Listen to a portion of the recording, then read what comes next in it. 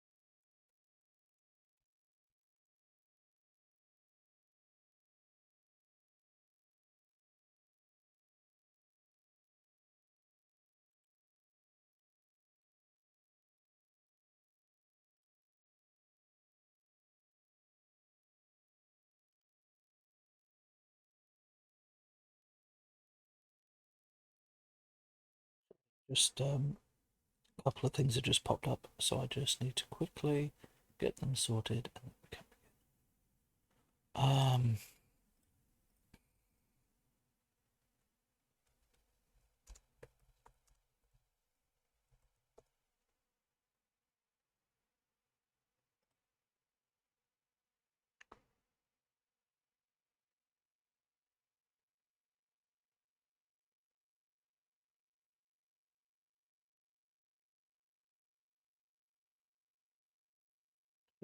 begin. We'll do this one. Sorry, just trying to work around some stuff.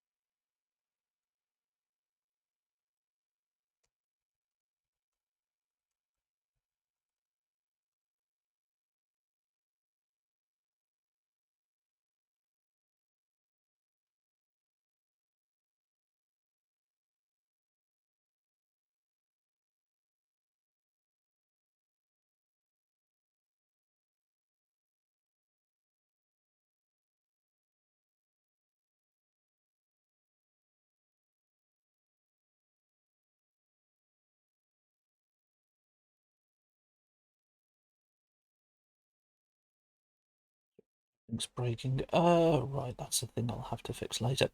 Okay, let's make a start. Enough of me trying to fix things that apparently want to be broken. So, if the things want to load, just a second. Everything is breaking today.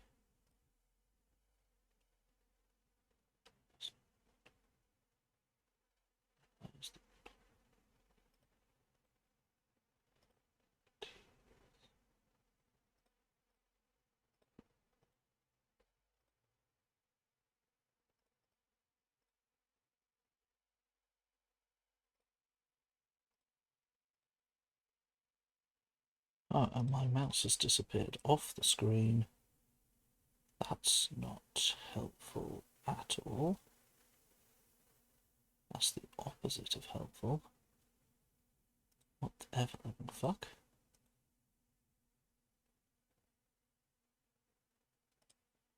How the hell am I meant to...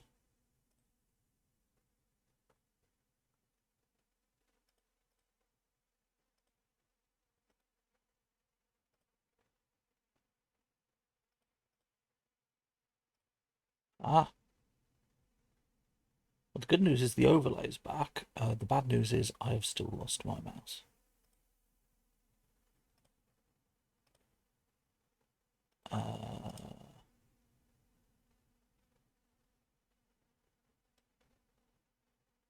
What the ever living... just a second, everyone.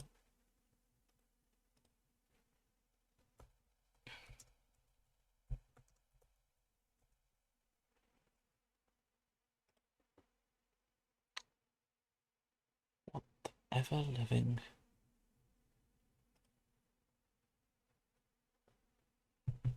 Okay, let's see if this works.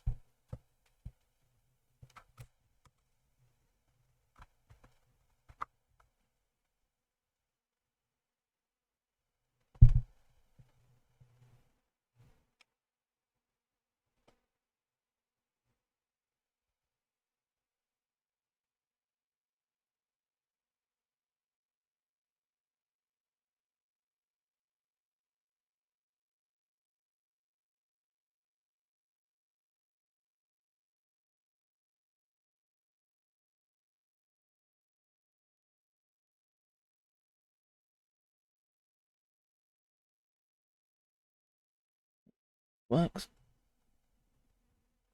Nope. That didn't help at all.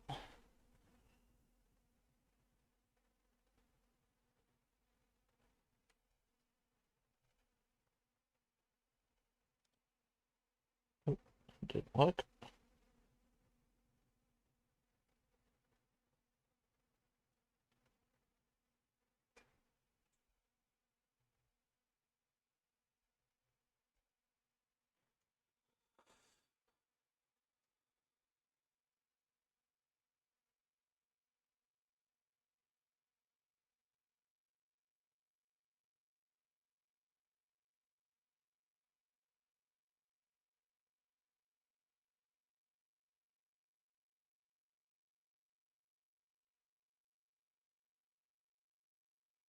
Yeah, sorry everyone, unfortunately without a mouse cursor it's very hard for me to do text editing.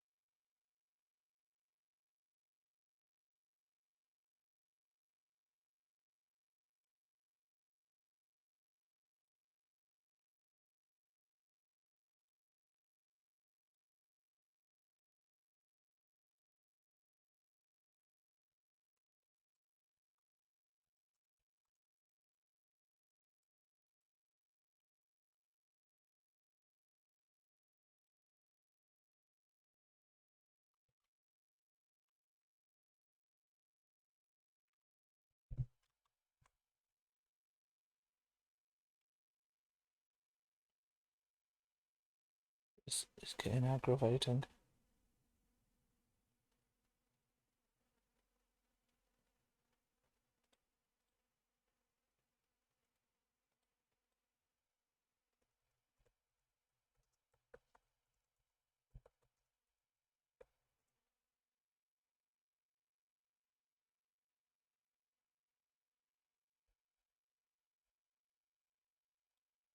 Ah! We got it. We're back. I can actually do things now. Haha. Okay. We're back. Panic over. I have a mouse again. Woohoo. Okay, so what I thought we would do today is I said what we were going to do when we next did Game Start Streams, go through some of the stuff we've done. What I'm going to do is give a chance for people to show up. So I'm going to do a little bit of work while I work on a couple of bits. Then I'm going to explain. You can't see, but there are lots of tabs at the top of my screen right now. We'll explain what they're all doing, what we've been working on, and yeah. So a little bit of text entry will probably give. We'll probably say between 1.5 when we'll start the summary and catch up. Once we've done that, we can begin work proper. Keep going till about 3, 4-ish. Ish being the keyword. Take a break. We'll take the break. We will give me a chance to have some dinner. And then what we'll do is I will come back and do some Final Fantasy for the evening. I'd love to do some Dark Tide, but I basically have to rapid fire jump between browsers, routers, sorry, to keep up connection, which has been a bit of a problem. A bit of a problem.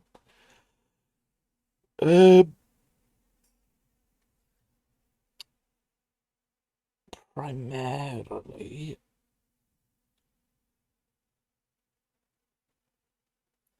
because it's been a bit of a problem because basically if I'm streaming that means you keep losing me, reconnecting. It's not good. Hopefully by the time they launch the game, it won't have the thing where you basically get kicked after every mission. They have to spend ages trying to reconnect. I think the best I got was about 2-3 games, and then it disconnected. So it's not really for me a game I can, stream at the moment. But hopefully, with some bug fixes, they'll be able to sort that out. Right.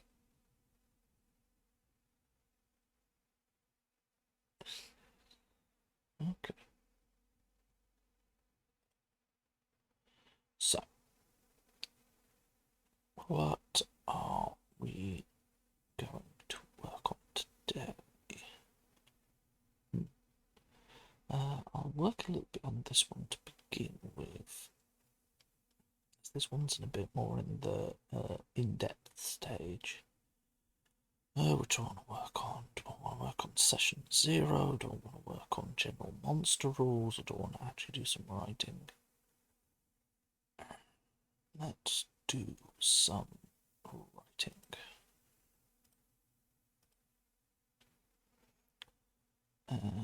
Actually, we could do some monster design.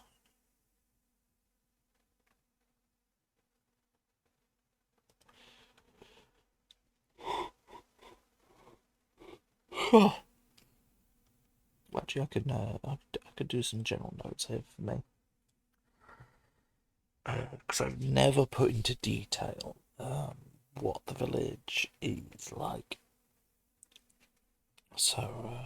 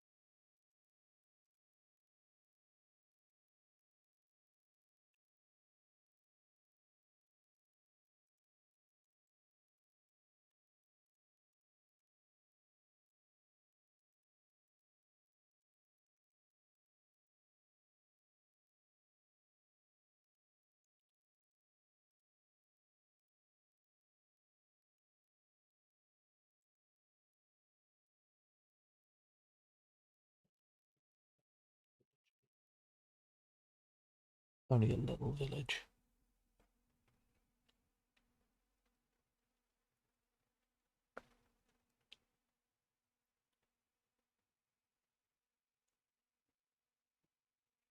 That's now mostly abandoned. Um,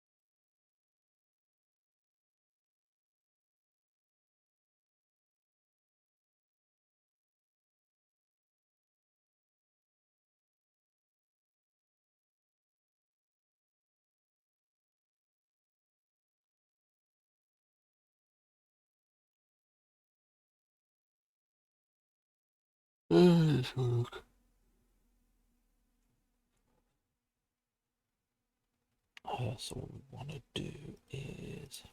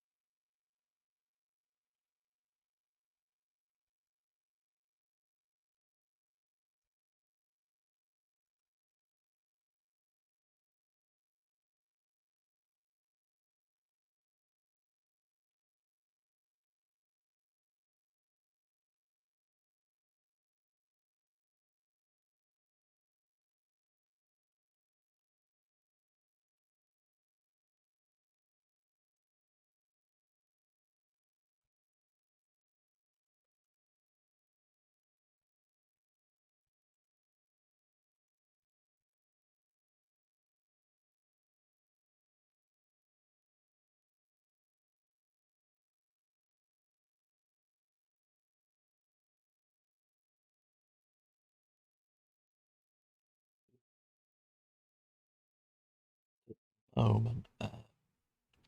Basically, what I'm doing here, because I have to explain myself. Um, what I'm doing here is just very quickly.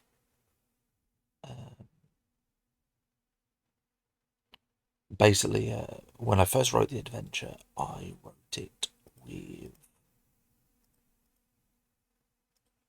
just enough notes for me to be able to um, analyse and write up what was happening. What we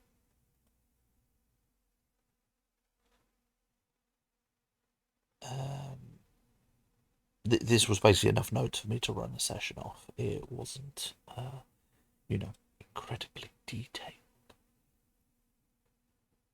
What I'm now doing is turning my random GM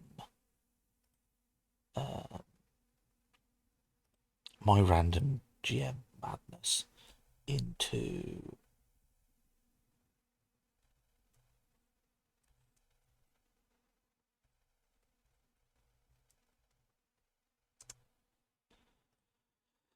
an actually usable text by other people.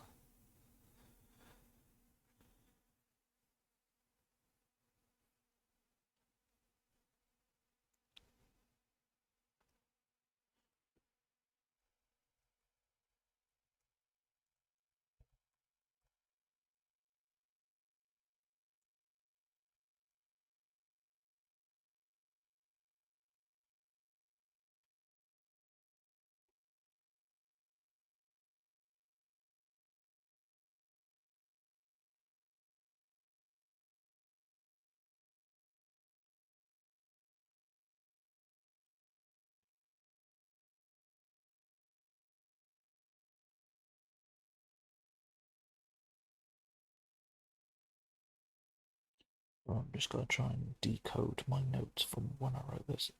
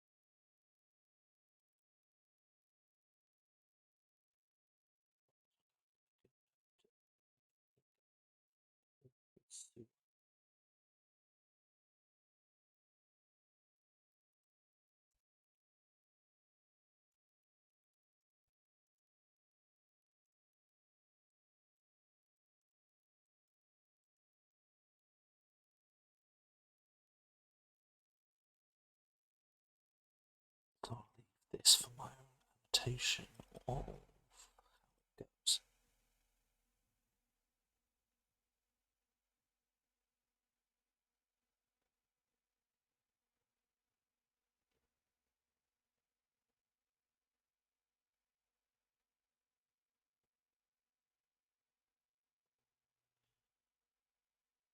Huh.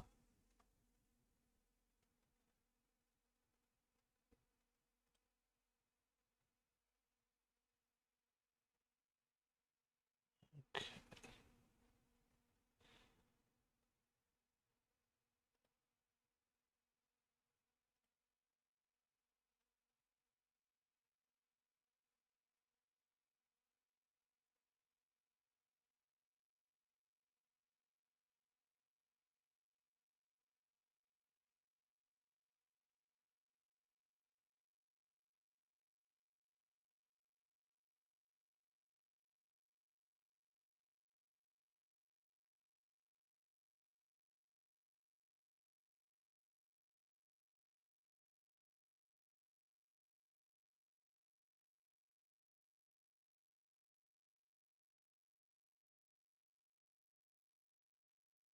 Right.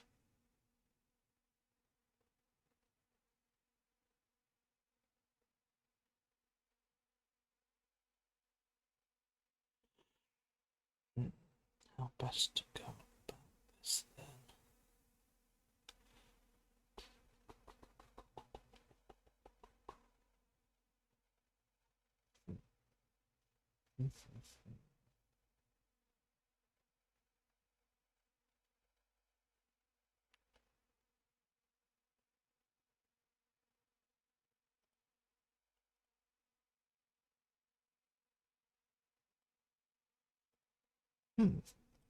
I'm not quite certain.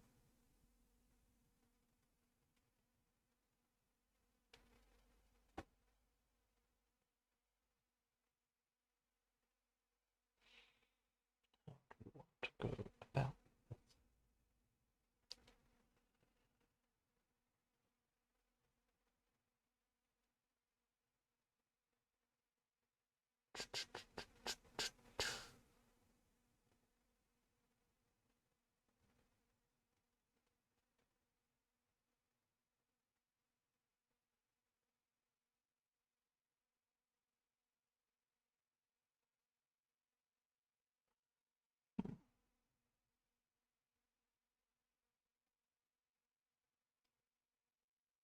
Time are we at? I'll give it another 10 minutes and then we'll do promised. For some reason here we need a map to kind of point out these different bits when there are closed off ways.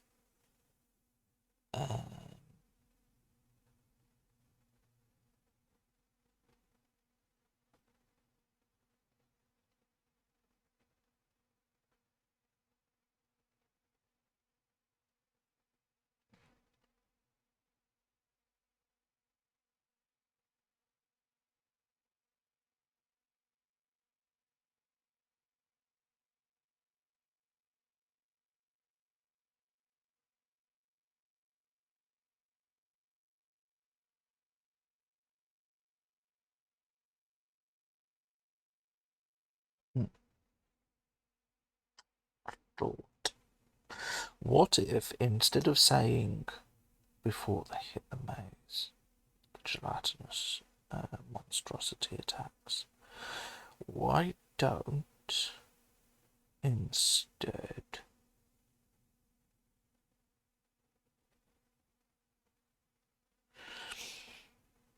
I effectively leave it up to the dungeon master?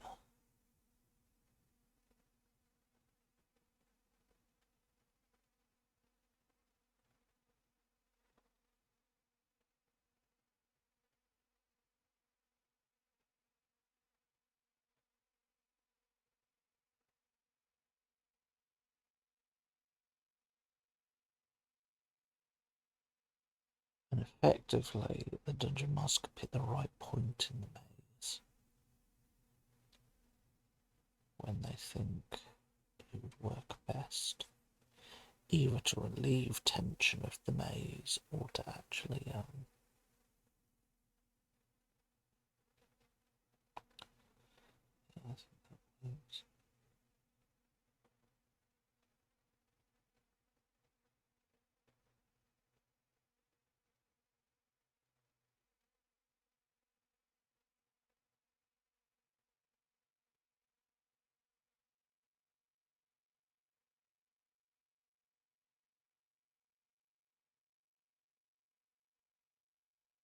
Yeah, I like that better. Yes.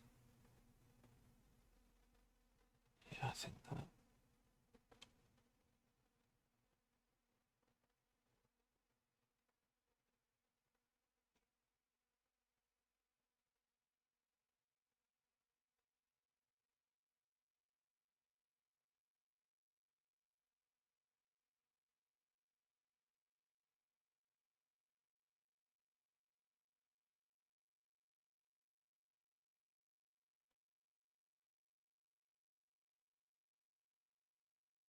Yeah, no, I like that idea. I like that idea. We focus on um, using the jobless monstrosity as kind of an.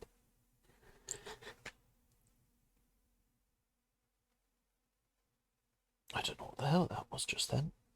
Just heard a random noise. Yeah, we use the monstrosity as kind of an agent of the tension.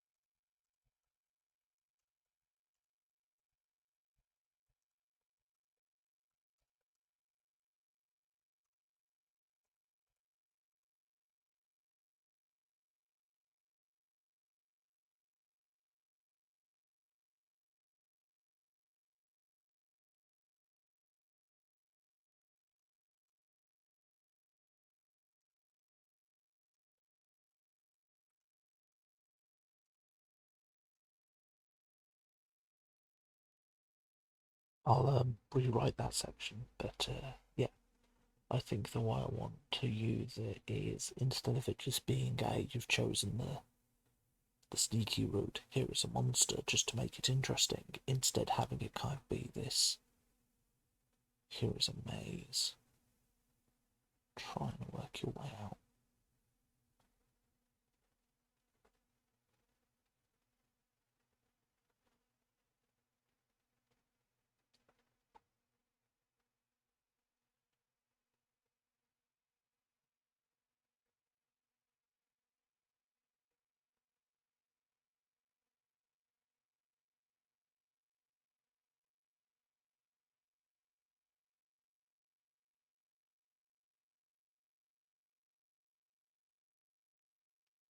So that's that.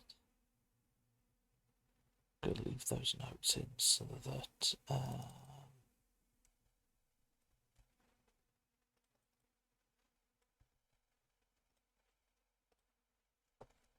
I know what I've got to draw for the map.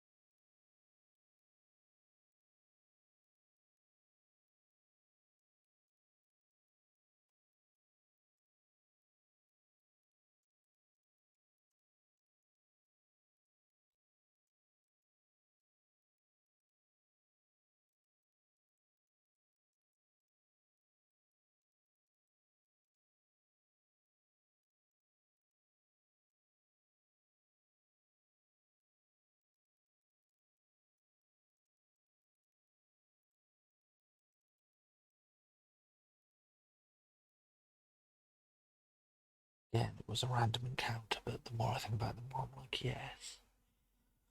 Because the party could go with the assumption of, ooh, look, they're aware creatures. Uh,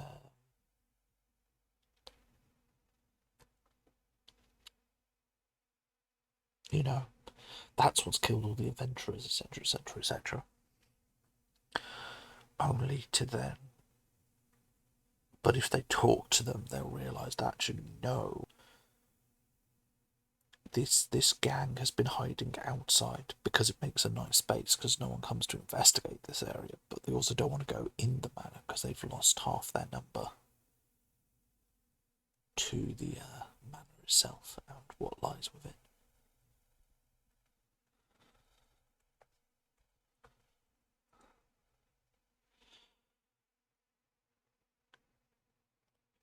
The graveyard was a very cheeky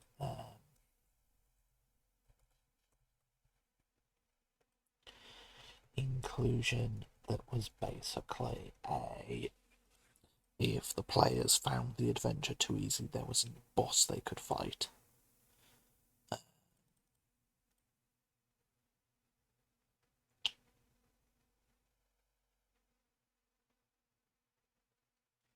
But now I have kind of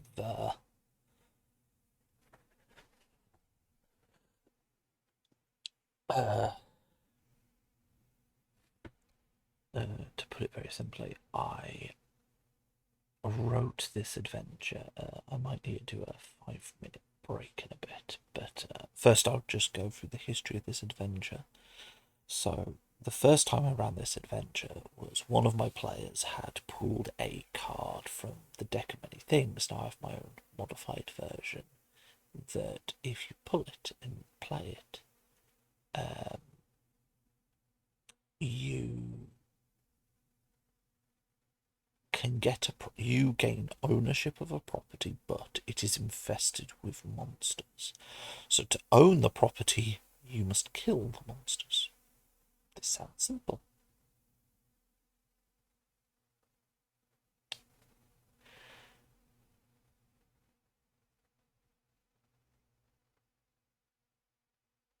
The players went in, they dealt with the manor. Things were simple. It's why it earned the name Ashenwood Manor.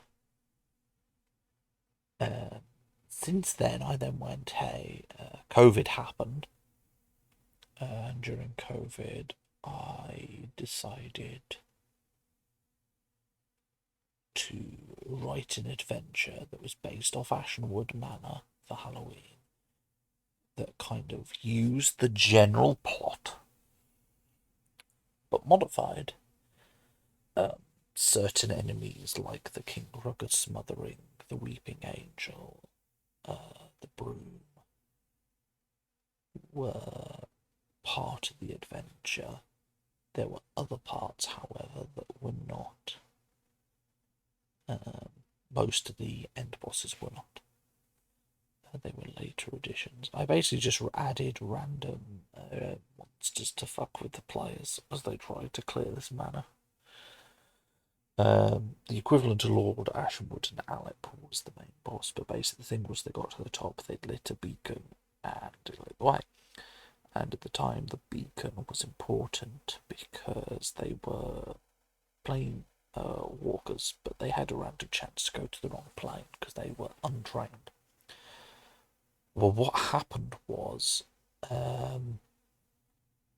this beacon meant that you could planeswalk back home without a test. You would always find your way back home.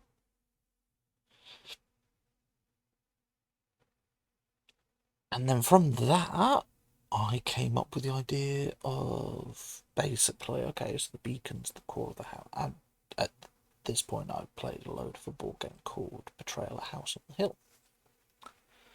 So, having played Betrayal at House on the Hill, I went, ooh, what if we made a haunted house adventure that was reusable? You could run it multiple times. And that's where, for this adventure, the idea of the haunt comes in. Borrowed from Betrayal House on the Hill. But instead of one of the players being the haunt, it's they're one of the bosses, because every floor has a boss, is the haunt boss.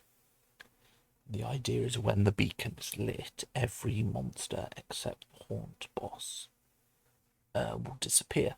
So the players just have to fight the haunt boss. Sometimes I've done it where the floor remains, the floor that is the domain of that boss, but generally I just go, the haunt boss is all that's left. Congratulations. How I... But, you know, I wrote little things like this graveyard trick that was an evil monster. Of course, the more I run it, the more players investigate, the more lore I had to make. Because originally it was like, there's a greed goblin in. The conceit is you go into the manor to deal with the problem. Simple as. Like, it's a one-shot. Your characters can't decide to not engage with the adventure. That's what they've come here for. That's what you're going to do. But, you know, as people did, they're like, oh, I want to investigate the village, find out information before we go in. So I was like, okay, we can do that. What happened 100 years ago?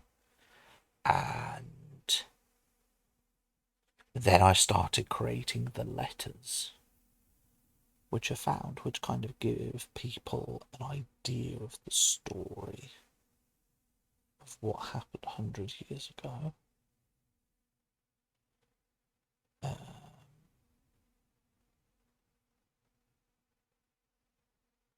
And of course, there's this evil in the graveyard, and over time, I can't remember when I did it, I decided that actually the story of the manor is tied to it, because I was like, I've put a random boss in. It was originally an Easter egg boss.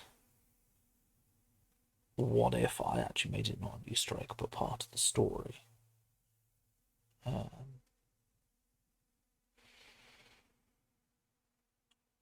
So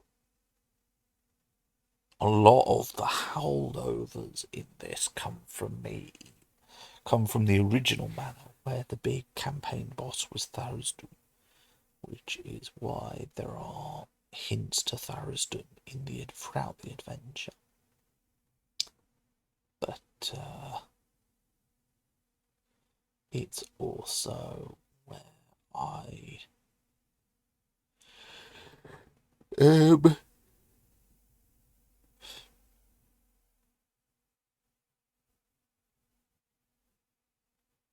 it's also where a bunch of the lore came from, were some of these early holdovers of Easter egg things I did that then went, oh shit, I should probably make a story for this.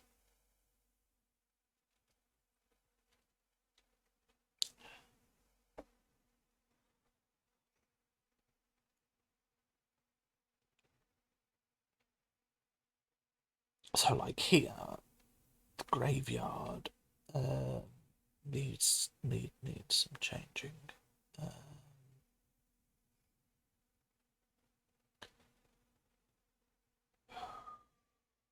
Really, I need to update the Weeping Angel encounter.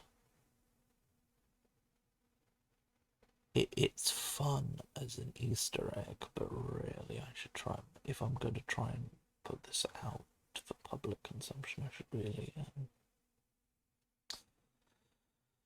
really come up with better stuff.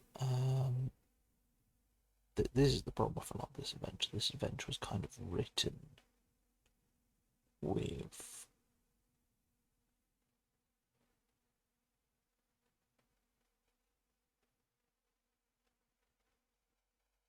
the adventure was kind of written in this backwards way of, I've already run it, so I'll write what I've run. Whereas now you've got to, the thing about writing an adventure like this is you can't write what you run. You've got to kind of write more than that, because a dungeon master and their group will have different things. Which is why at some point, once I've written this out better, I would love to run it for people, so I can kind of go, here's an example playthrough. Some of the stuff I've done. feel free to look at some of the details of how I ran it.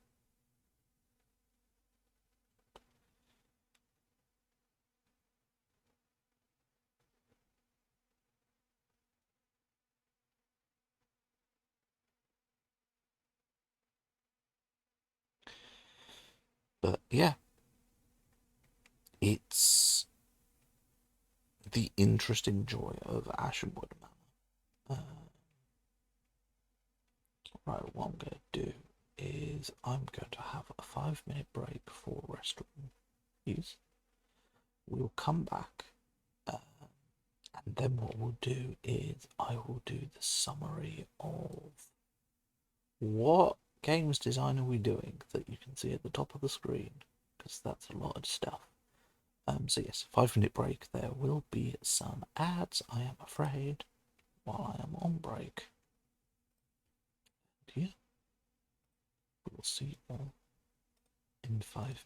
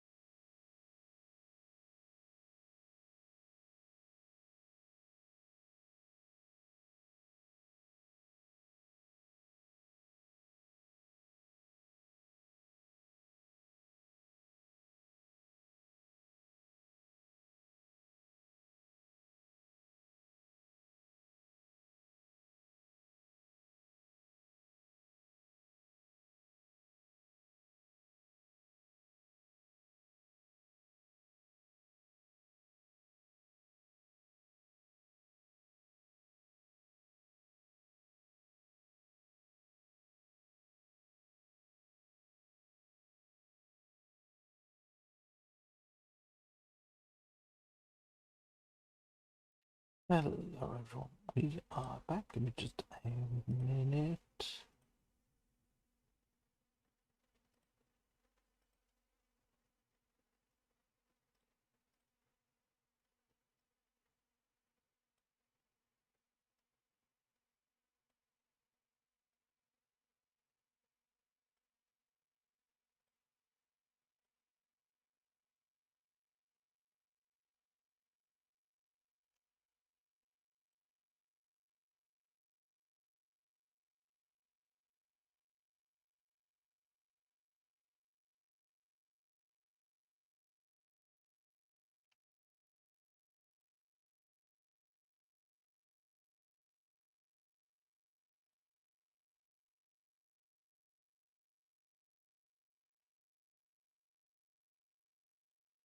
Okay, let's get this started. So, no, that's the wrong. There we go. It's been 5 minutes. We have returned. So, first things first, let's get the summary over with. So, currently there are 2 primary projects, each which has a bunch of sub-projects. Well, no, technically there are 3 primary projects. One is horror adventures, so we are writing a set of 5 horror adventures that are interconnected, meant to be run in sequence, but can be each run solo. If you watched our recent streams, you know I've been jumping between 3 of the 5 so far. We have Adventure 1, which is Ashenwood Manor in the Moors, which is what you see here, which is the one we are formalising my GM note wording. There is Adventure to the Mountains of Sota, which will be next for formalising the wording after one of these. After this one is done. The third adventure is Coven of Owls, which is which is basically in the plan is done. I need to effectively convert plan language to GM note language. Adventure 4, Horror in the Mists, is in being written up from notes to plan language, and then there is Adventure 5, which has no progress because I haven't done the other ones yet. So those are those 3. Because how I like to do it is I turn notes to plan language. Plan language I then try to run a couple of times. And then once I've run a couple of times and have an idea of what I'm actually writing, I'll then put it into formal language.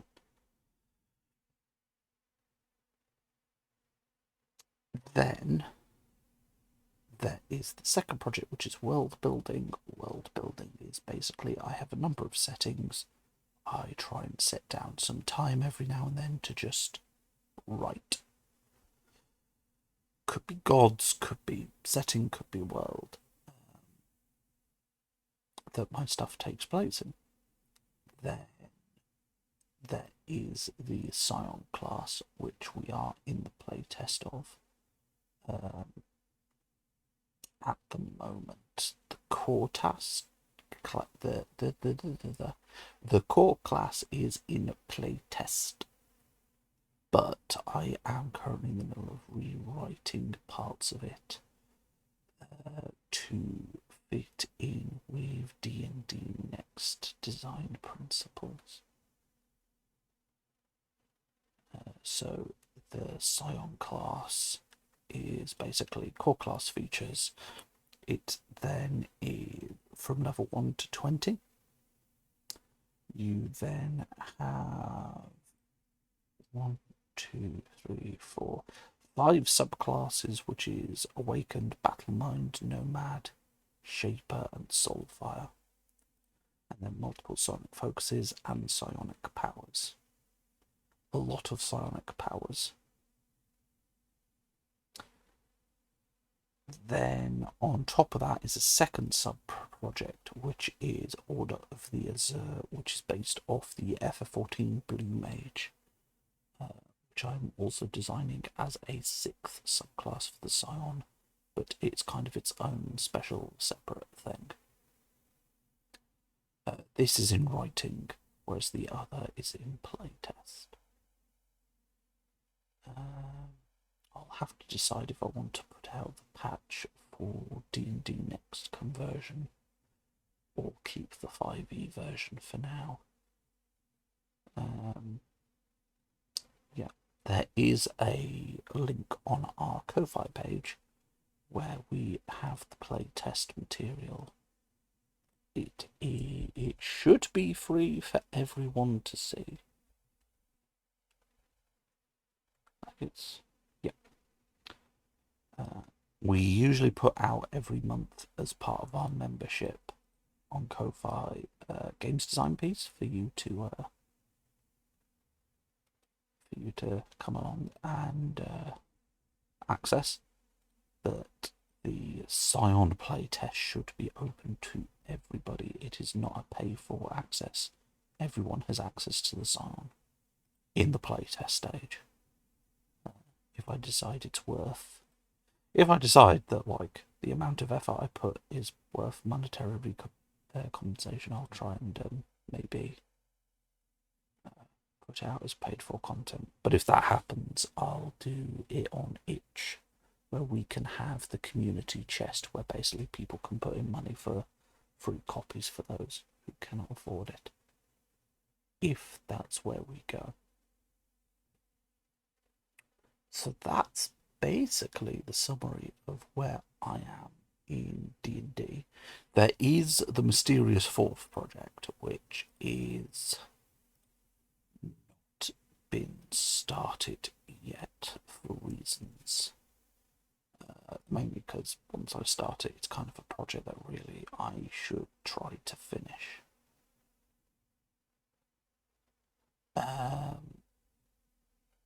For context, there is a mechanic in D&D 5e that how do I want to phrase this? I have a tumultuous relationship with, in that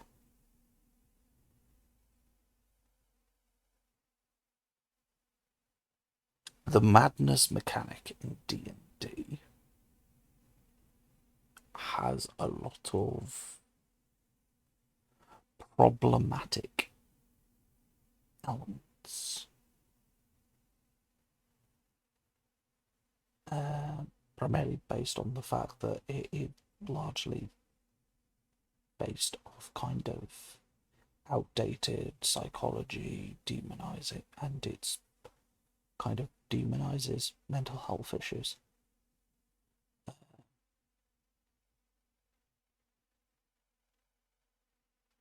So what I want to do for 5e is to kind of try and make a modification of the madness system that is less problematic. Because a number of my adventures do make use of the madness system, because they lean into that specific kind of horror, eldritch horror. But if I can make an alternative to madness, I would be a lot happier. The problem is that is not a light job by any stretch of the imagination.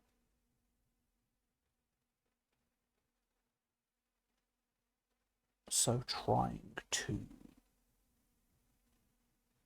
work with it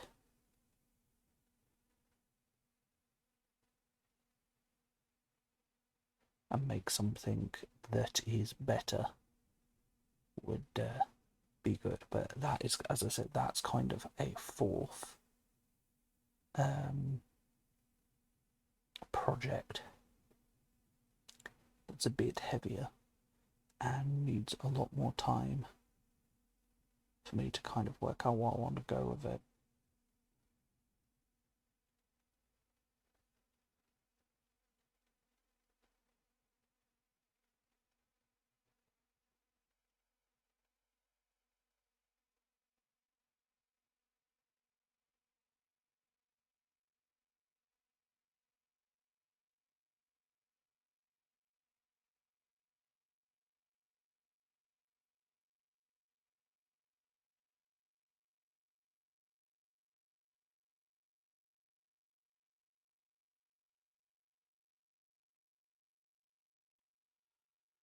So yeah, that's what we've been working on. Effectively, there are multiple adventures I'm kind of writing in simultaneous. There is a class I'm designing, and I'm trying to rewrite a problematic system of the game and world build while also having a full-time job that isn't this.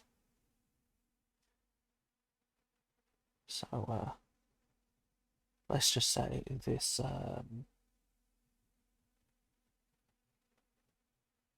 these streams have been really helpful, giving me a outlet, a place where I can go, right, I'm going to spend this much time focusing on the writing of the games, which is nice. I cannot complain at all.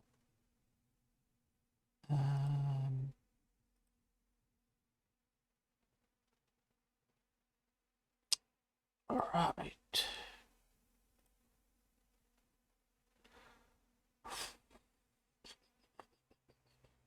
Now, of course, comes the next question of what the hell do we focus on?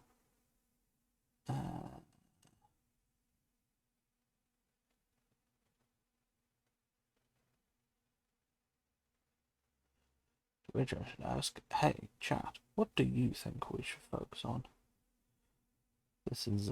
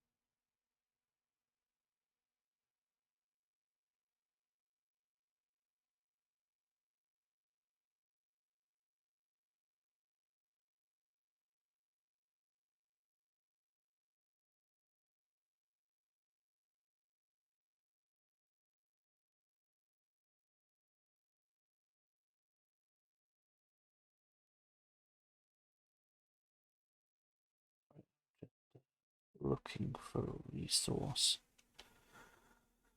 Unfortunately, this is what a lot of my writing turns into, is a lot of me pulling things on different screens and different pages, trying to find resources.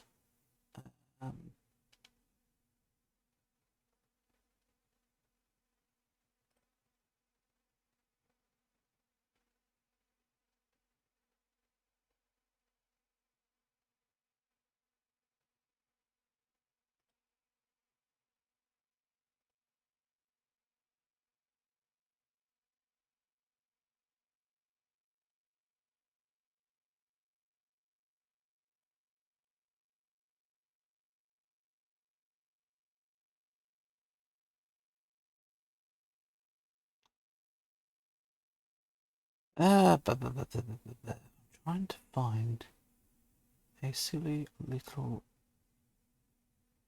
resource.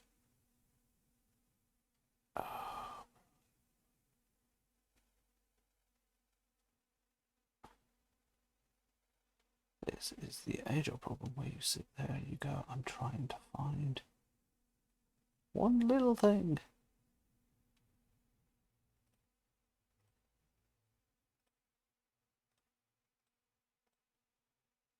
Research the greatest of content.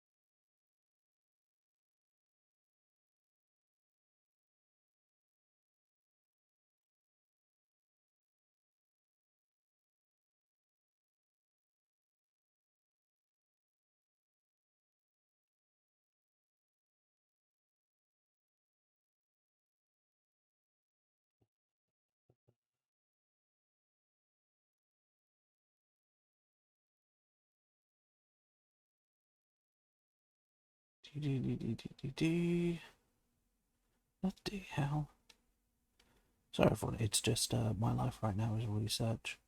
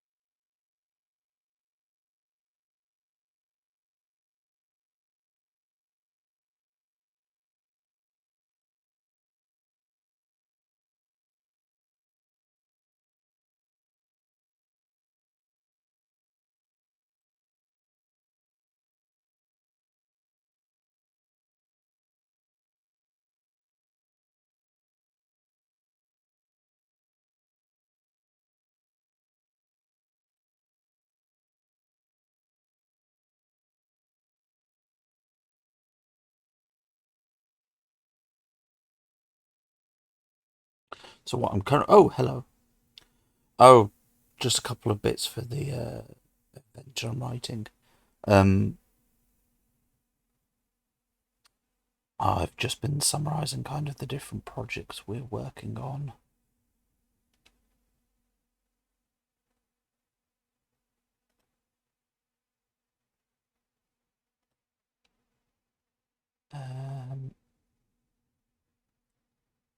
Yes. So while I'm doing the research, I can talk about it again. So what I was saying was, oh,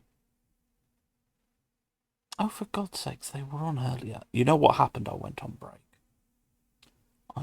break. And that probably broke it. Do that.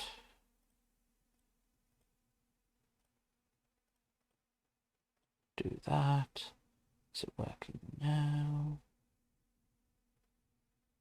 Is it working now? Yes, excellent. Okay.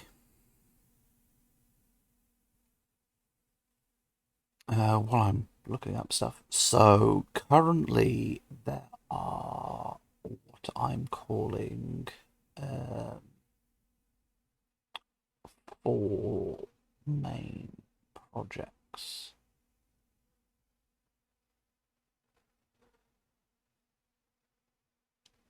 Four main projects. So the four main projects are... Sorry. Well, there are four main projects and then they have sub-projects. The four main projects are... There is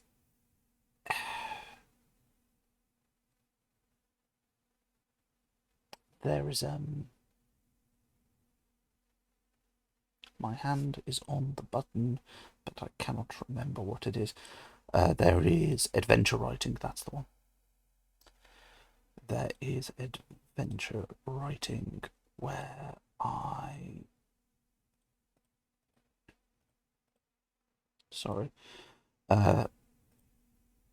I'm writing the horror adventures, which are 5 adventures in total.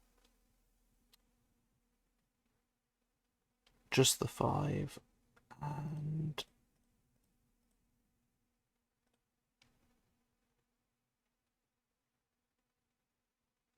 currently you can see on the screen, hold on, we have 3 that I have active. There is Ashwood Manor in the Moors, Coven of Owls, and Horror in the Mist. Adventure number 2 is Mountains of Sota, and Adventure 5 doesn't have a name yet.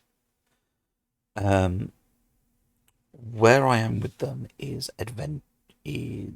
Adventure 4 is currently in base level notes going into plan language. Adventure number 3 is, again, converting notes to plan language. Once they are in plan language, I can playtest them, run a few times the adventure, and based off what happens in those adventures and noticing details I didn't note down, I can then convert them into formal language. Adventure 2 needs conversion from plan to formal language, and Adventure 1 is in the process of being converted into formal language. By formal language, I mean I could publish this at a later point as an adventure for others to run the adventure. So note language is like me touch. It is bullet points where I touch on theme, what I want the thing to convey, but not actually how I'm going to do it. Plan language is code to speak, a bit like pseudocode, where it's me writing effectively. I, as a DM, with these notes, with this plan language, could run a session. Effectively, I have written how I have converted the themes and what I want to do into a thing, but I haven't formalized the language. I'm not referencing bits of the core rules. I'm not putting in monster stat blocks into the adventure itself. I'm kind of, here's my loose pile of papers with the different things I want to do. Let's run a session and see what happens. So, for example, well, I can show you what plan language looks like to a degree because I can jump down here. So, like down here, it's kind of room, quick description of the room. If there's a check, what's a quick description of the check? It's just, in this room is a monster, this room is a monster, this room is a monster. It's very vague, but that's fine because that's all I need to run a session. Whereas in formal language, I'm doing things like I'm adding entire sections where it's like, here is the background formalized. Here is how to run the adventure on its own as part of the set, as part of a campaign. How do you do a session 0? How do you run a horror adventure? What are the weird stuff the monsters can do? It's kind of codifying into exact terms what the adventure is. So that's where I'm with adventures. One's been converted to formal language, one is waiting to be converted to formal language. 2 are in the process of being converted from notes to plan language. And then the 5th adventure just is at the back of my head waiting to be turned into notes. The second project is world building, which is I have a number of settings, I have some world anvils, I'm slowly writing out details as they come to me, expanding on things I've wrote before to kind of make the settings work. I still haven't found the thing I'm looking for, but I'm kind of distracted now. Big project number 3 is the Scion class, which is currently in playtesting. Yeah, plan is it's kind of like notes is themes and vagueness. Plan is a GM can run. The GM who wrote this can run it, and I can eyeball the rest of it. And then formal is hopefully anyone can actually.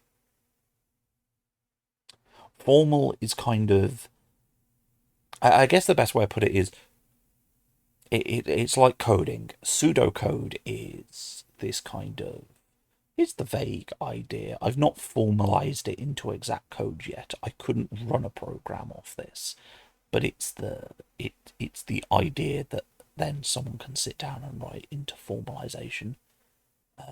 Another way to look at it is, plan is I can run this game. Formal is anyone can run this game.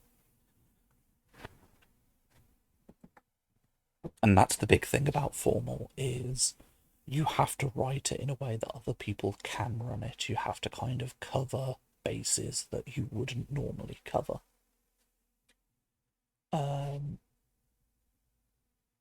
I'll get into Ashwood Manor and kind of just a descriptor of why it's a bit difficult to formalise the language in some ways.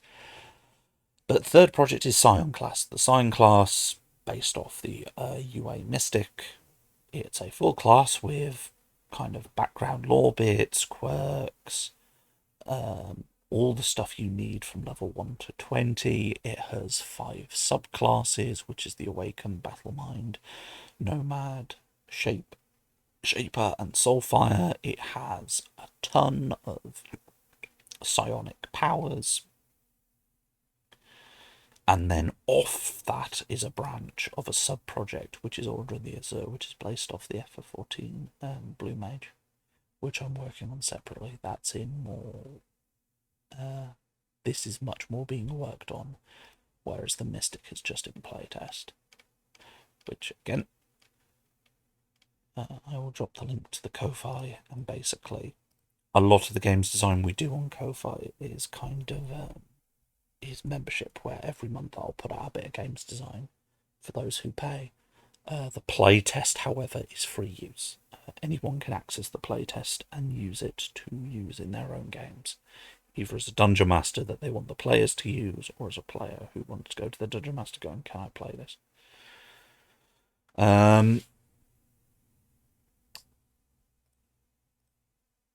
So that's that.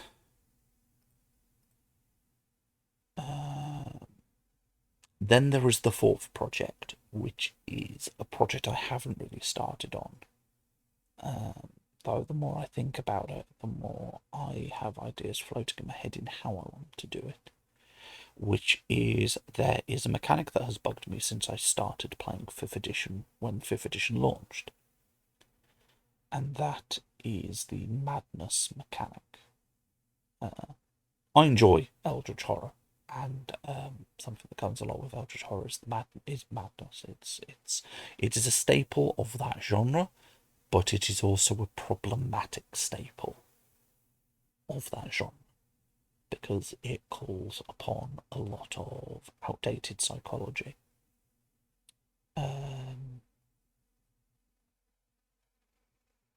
And some of my adventures are using madness as a placeholder, because what I want to do as a longer form project is to basically rework the madness mechanic into something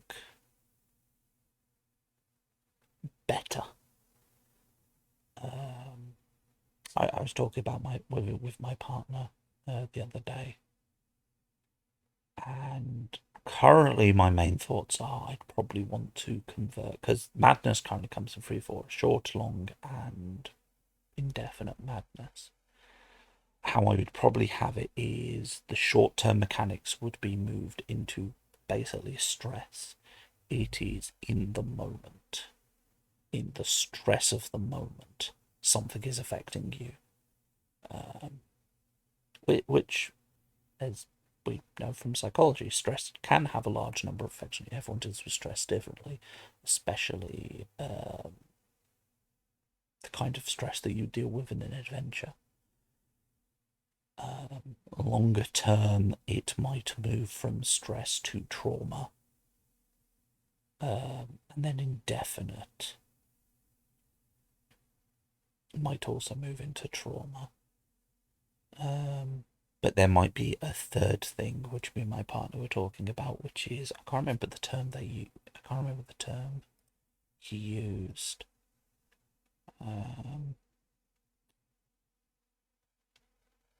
What was the term he used?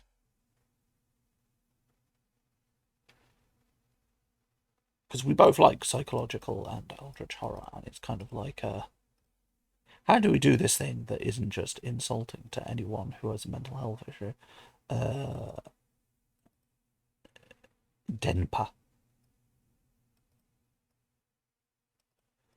We've Denpa's kind of this subgenre in the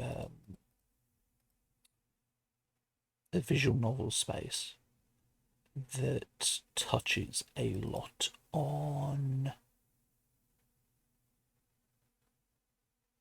kind of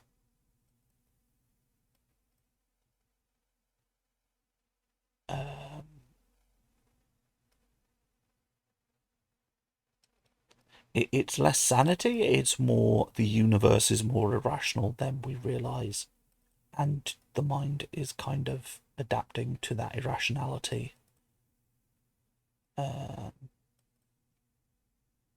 but you kind of got to do it in a way that doesn't turn into an anti-psychosis ableist viewpoint. Um,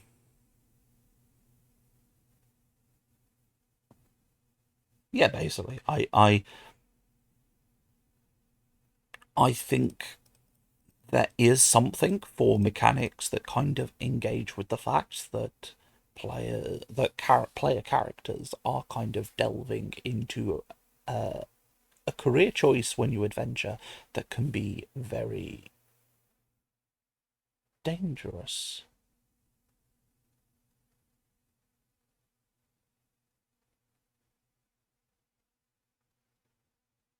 And it can come with consequences for one's mental health, but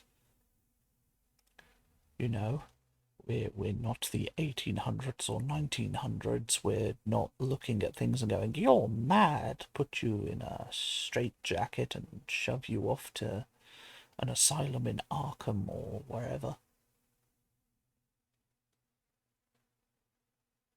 It's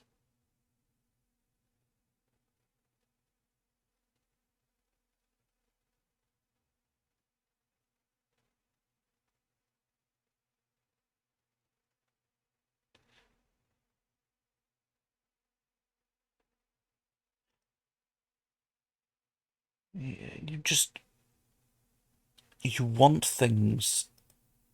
How do I want to phrase it?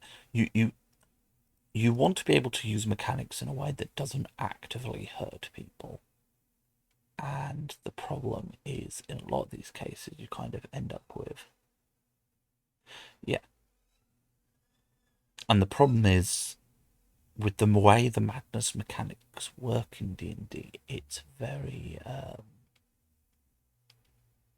it's just the use of the word madness, really. It's the use of the word madness, sanity, how you can have a numerical value for sanity.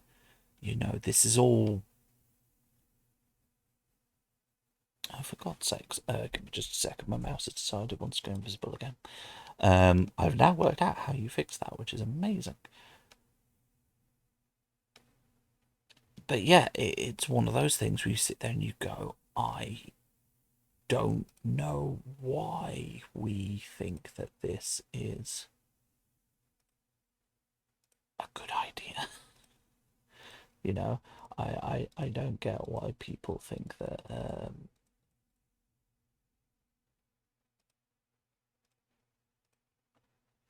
And the thing is, it isn't just Wizards of the Coast. I mean, there is a very noticeable offender. It's an entire game called Call of Cthulhu. Because like a lot of games will go, when you touch on madness, try to do it in a respectful manner. It's like, well, if you want to be respectful, you know what you could do. Just don't use the fucking word madness for a start. Maybe that would be an amazing idea of how to.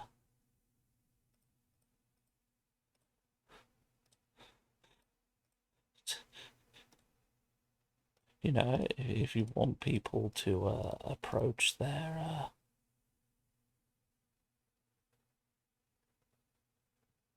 stuff respectfully, that would be a good start. How do I want to phrase it? Call of Cthulhu is a great game. Um, it's a very specific kind of game. It's a very specific kind of game where a very specific kind of person will want to play it. Um, and I guess to a degree, it's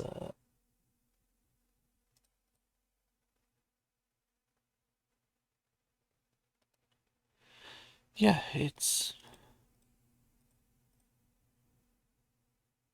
all just a bit shit, really. But again, this isn't how do I phrase it? I can understand why people don't really touch it, because it's like, oh, if we I can kind of understand a mindset of, if we don't touch upon this, then we're not making things worse. We're just not making things better. You know, I can the slight cynic in me can kind of see the mindset of potentially going, um,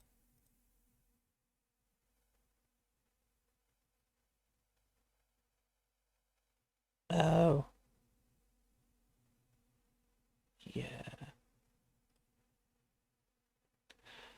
but I it's one of those things where I can see that if you pretend that nothing's wrong and you just keep playing with madness as it is written and just ignore it, you can kind of go with the line of, oh yeah, everything is fine, because technically, in not addressing it, the worst complaint we'll get is you're not addressing it. Whereas if they attempt to address it and address it badly, I can see the I could see a world in which, like, the mindset they have is, if we don't if we address it and address it badly, that looks bad on us. If we don't address it, it just looks like we're being negligent. That's a slight cynic in me. I like to think people are better than that, but also I know there have been times where it's like, very obviously what is happening in the games industry is people going, well, how about we just don't acknowledge this thing.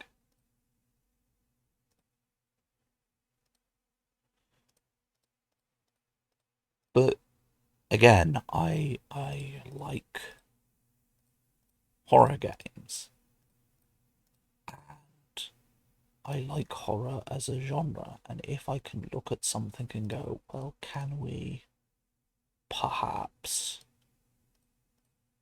look to improving this thing, then perhaps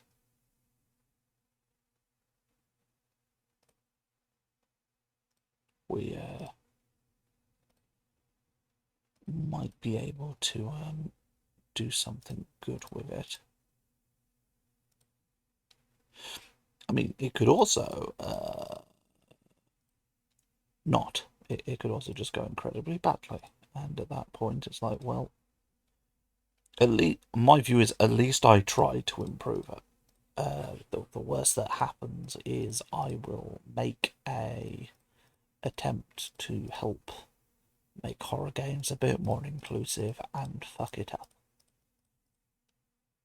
But at least I can then learn from that mistake and try again, and keep trying until we get something that works.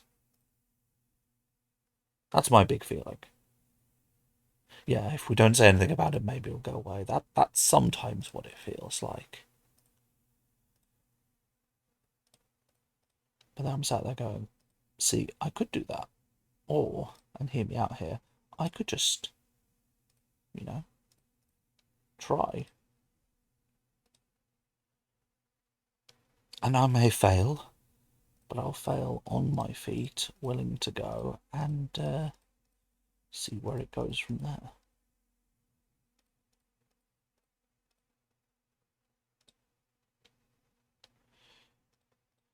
Yeah, like, at the end of the day, as I said, if the attempt at making the game more accessible does not work, we tried and it just means we can try again. Or someone can look at what I did and go, actually, I'm going to make it better. I'm going to do something better with it. It's like, yeah, do that. If you don't like my Scion class or my adventures, and you think you could do it better, do it better. Yeah, exactly. I'm one of those people that has a strong opinion on,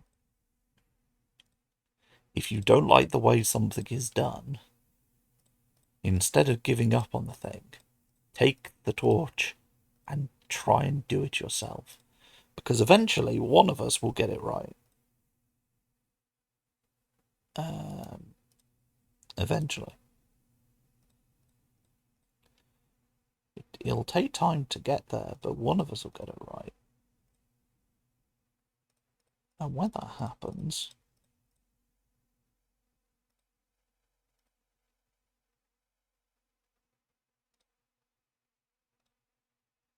we can hopefully do something a bit better. Gosh damn it.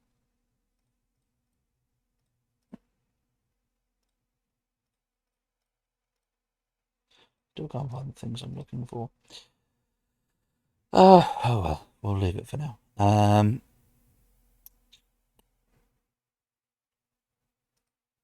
But no, my it's like the Scion. The Scion is entirely me picking up a UA. I mean, Wizard of the Coast released a UA.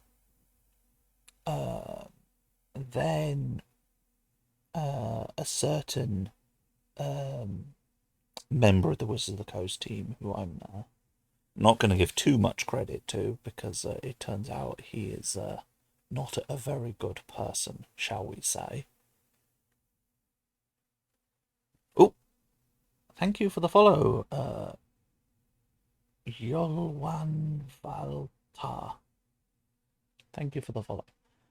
But I picked this up from that not very good games designer. Not they're a bad games designer, they're just not a very good person. And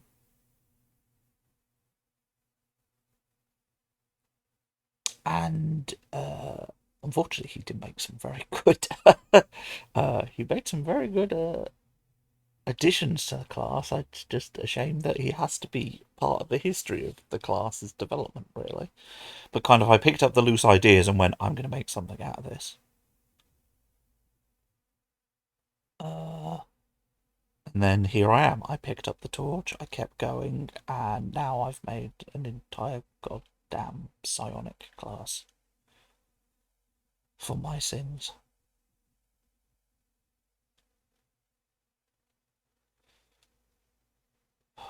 But yeah. While I'm doing the summary, if there's anything anyone wants me to go into more detail of, because I've gone into very, very loose detail about the 4 adventures I've done, the classes I've been working on, or the world building, if anyone has anything specific they want me to kind of go into, feel free. What's the Order of the Azure? Okay. So, Order of the Azure is a subclass I'm kind of working on as a bonus subclass. It's the 6th subclass of Scion, and it is based off the Blue Mage from FF14. So in FF14, the Blue Mage, how it works is, if a Blue Mage, they have a spell book, and they don't know any spells in the spell book to begin with, bar the free one that you're given at the start. Certain monsters, if you see them carry out a very specific attack and then defeat the monster after watching it, a die is effectively rolled, and if you roll high, or if certain conditions are met, you automatically succeed the roll. You will learn that spell, and effectively you get a modified version of that monster's attack. It isn't every attack of every monster, just because otherwise the spell book would be stupidly big. Also cool. Working on a subclass. Which class for? And what's the subclass, out of interest? If I'm going to describe how Order of the Azure works, I've got to kind of go through how the sign works. So let's do that. Let's talk through the sign. So obviously there's this story stuff, blah, blah, blah, blah, blah, blah, blah, blah, blah, blah. Please note, some of this has been modified to Warlock Pact, the Mechanical Core. Ooh. Please tell us more, because that sounds dope as fuck. as you can see by the fact there's a mage group, I've kind of started working on a patch. The version that's on the Ko-Fi playtest is not modified.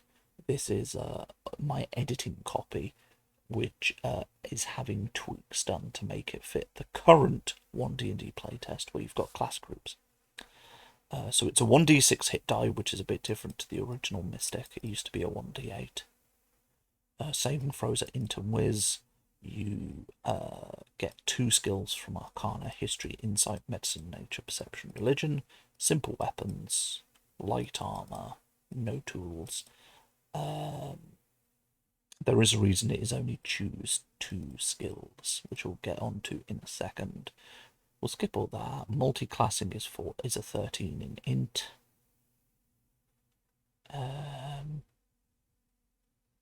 Psionics is treated like packed magic for multi-classing, where it is considered separate for very important reasons. I can just drop the Google link. Sure, drop the link and we can have a look at that.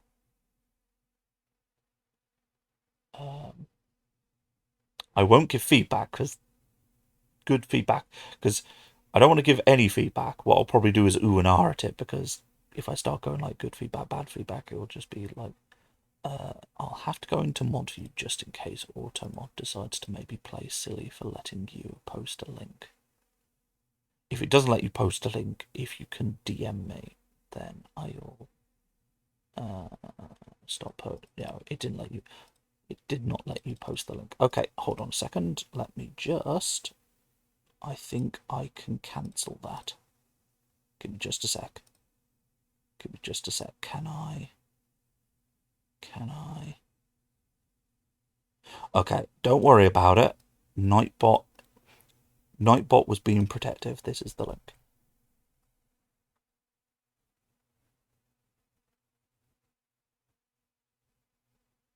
Oh shit. I hope that link still works. Yes, it does. Excellent.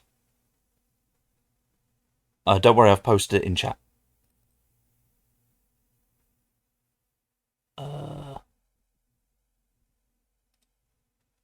You all can see that link, right? Nightbot shouldn't stop me posting links. You cannot see the link. Yes, I'm not going mad.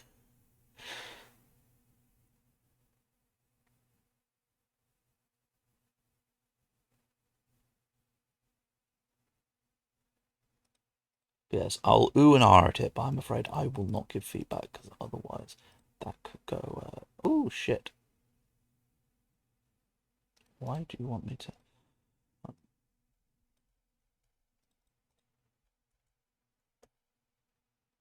There we go.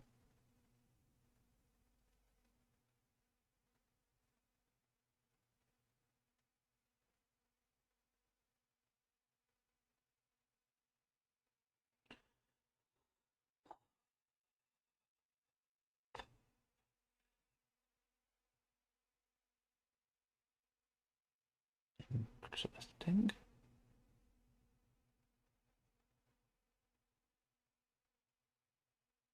Ah. Okay. So this is like a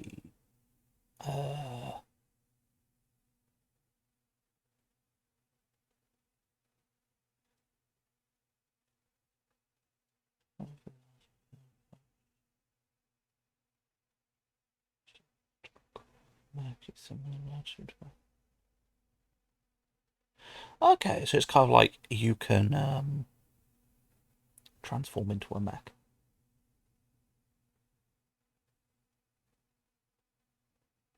But interesting.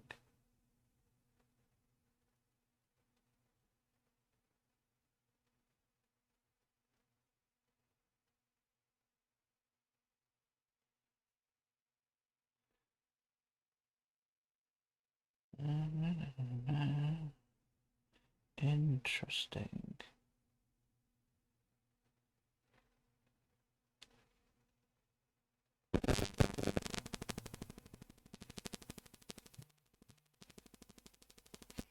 I'm definitely interested to see where you go with this.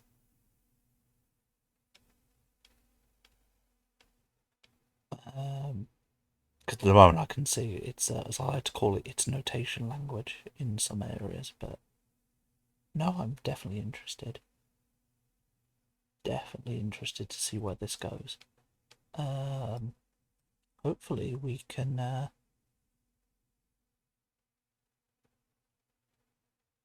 see where this one goes. I like this. This is cool. But no, definitely like this. I'm interested to see where you go with it.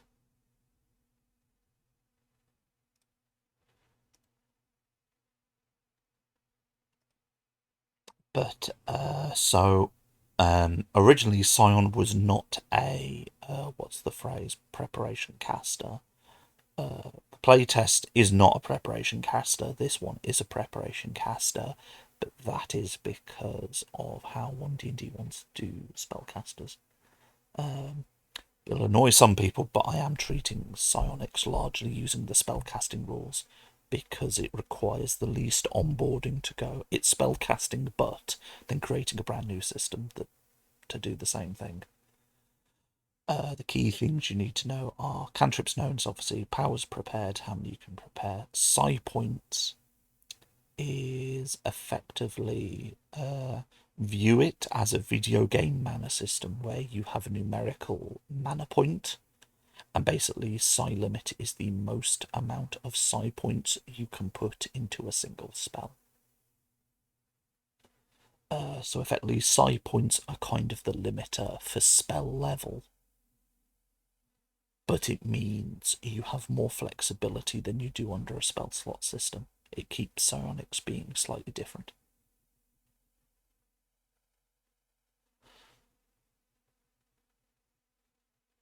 So psionics, largely, it follows the rule of spellcasting. Finish a long rest, you get your spell points back, but you can also prepare spells in this modified version. High level the class, you get more stuff. The only difference is that from a psion's power to a spell is you do not require material components unless they have a cost in gold pieces or are consumed by the psionic power. And you may choose to ignore verbal components.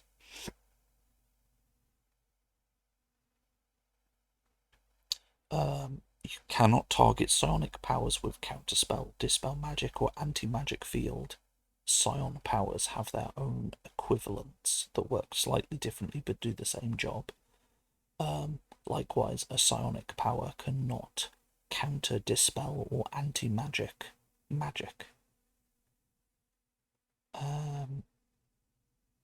Every level has a cost, so a level 1 spell costs you 2 psi points, etc, etc, etc. It goes up. Level 9 costs you 13.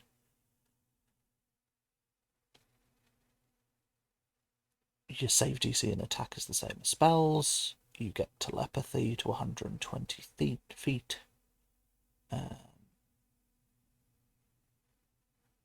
As long as the creature is able to speak a language.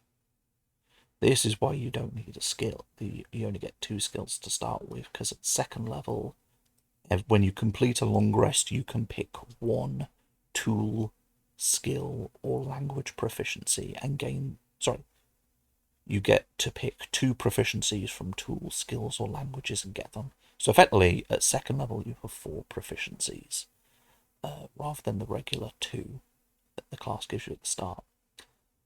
Psionic Focus is a bit like Eldritch Invocations, except an Eldritch Invocation, you can learn 5 of them and you know all 5. A Psionic Focus is, you know so many, but you can only focus on 1 Psionic Focus at a time, and you have to swap it as a bonus action. But it does mean they can be a bit more powerful than a Eldritch Invocation, because effectively you're going, I'm focusing on one thing. So yes, psionics doesn't interact with magic, because technically they are 2 different schools of things. Magic interacts with the weave, psionics kind of interacts with the mind and a thing called the noosphere in D&D lore.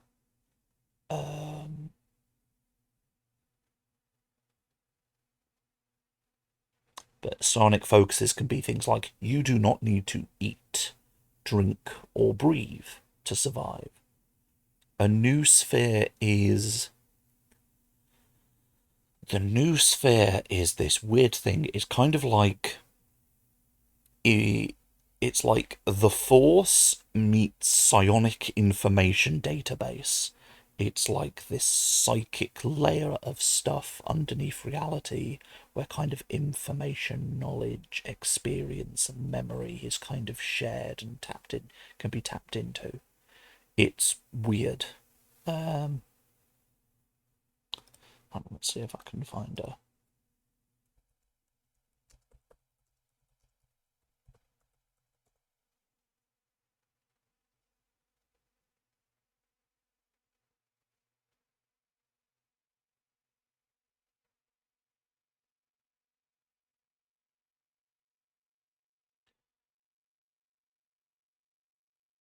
Oh, here we go. New sphere is a philosophical concept popularized by the Russian, Ukrainian, Soviet biochemist Vladimir Vadansky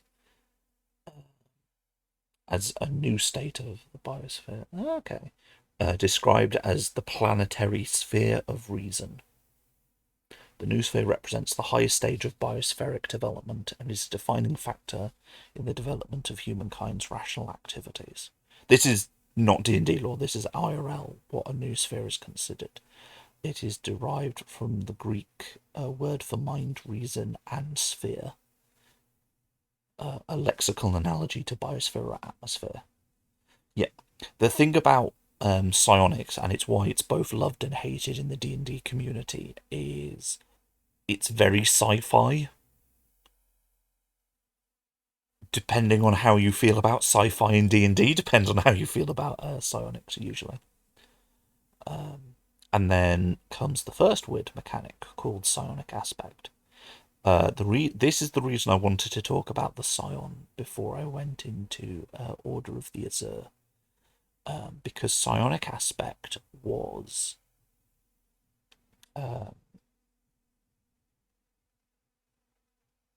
it's a bit... The best way to describe it is it's a bit like Warlock with Pact the Blade, Pact of the Chain, and Pact of the Tome, in that it gives the class 3 separate playstyles. Well, it's not just that. X-Men, Star Wars with the Force, psychic... The psychic tends to be either used in the modern day or in sci-fi. It's rarely something that's considered part of fantasy. Because when you hear fantasy, everyone likes to go, oh, it's Middle Ages, which isn't technically true, but people like to reduce things to silliness. Personally, I have no problem with it, but hey ho. So psionic aspect was basically...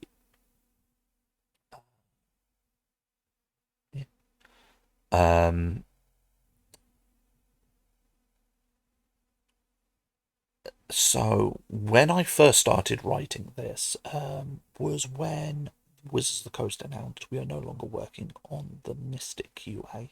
It's dead. We're not working on a psychic class. End of. What they started doing was making psychic subclasses for the other classes. Obviously, if I'm making a psychic class, I should attempt to make it work with the psychic stuff that's currently produced by Wizards of the Coast.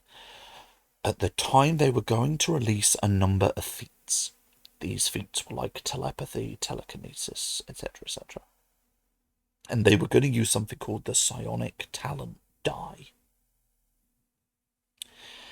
And obviously, if I'm to make a psychic class, the psychic class should have access to the psychic feats.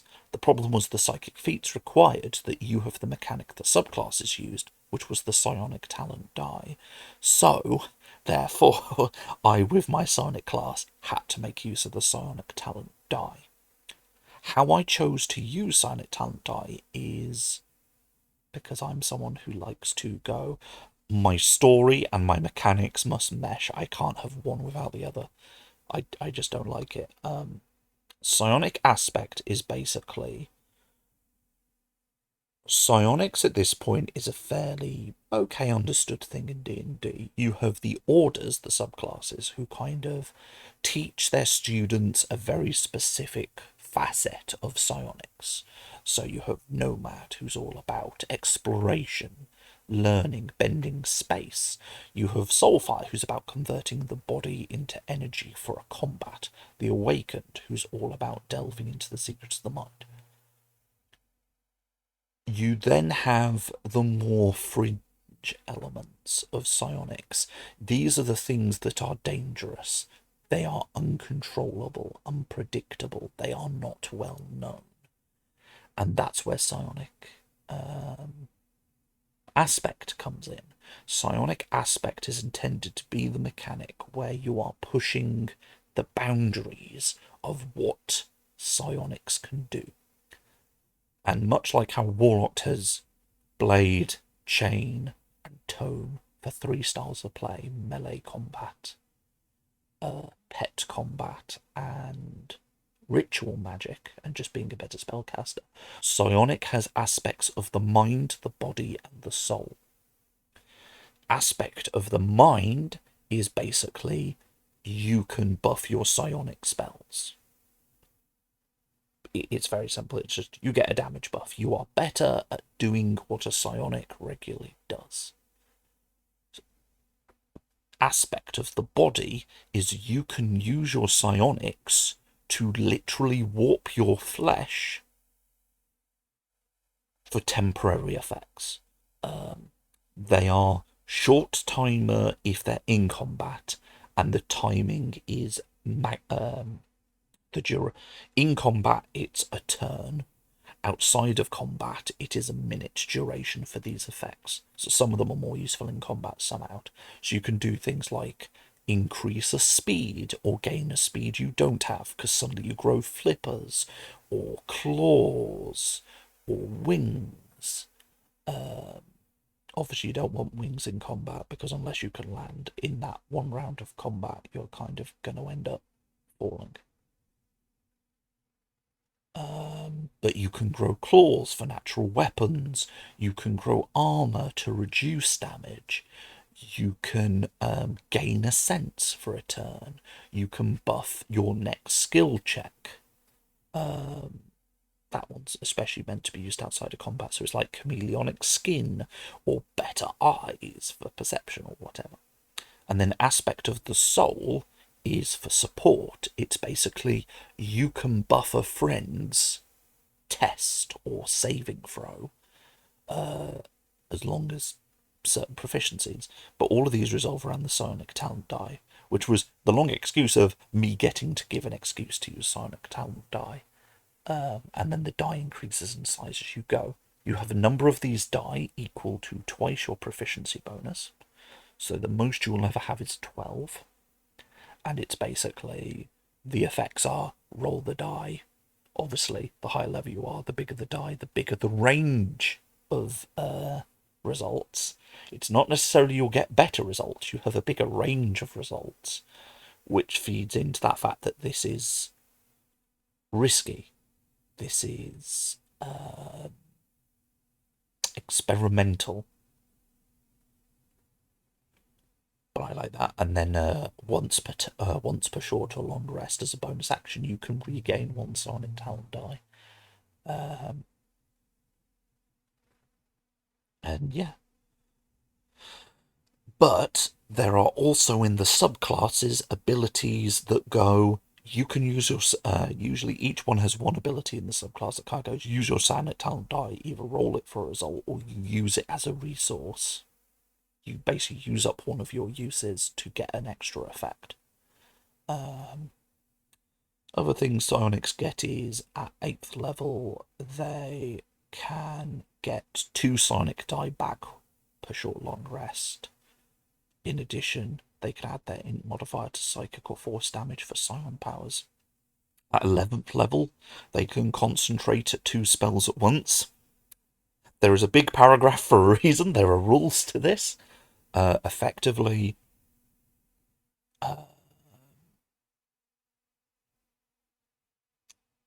if you take damage, you have to take a concentration check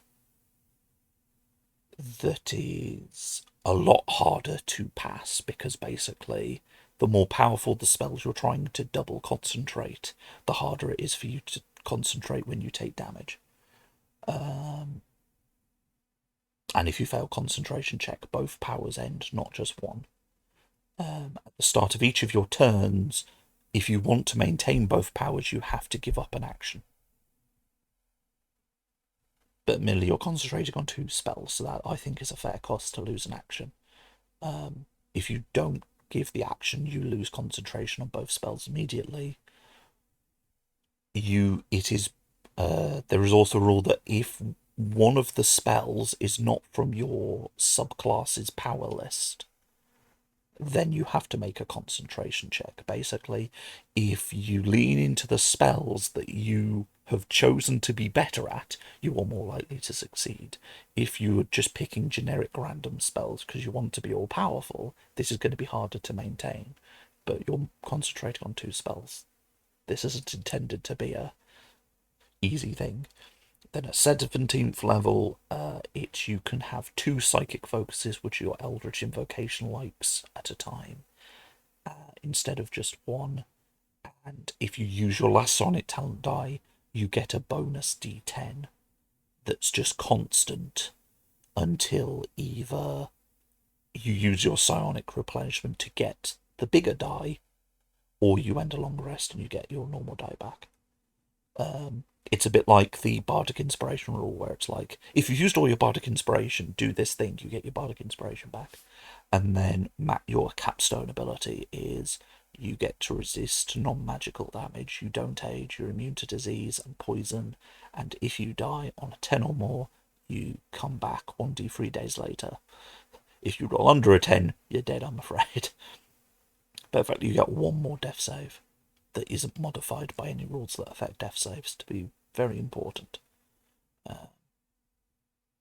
So yeah, with that, you now have the basis of what a mystic normally is. Now we go to Order of the Azure.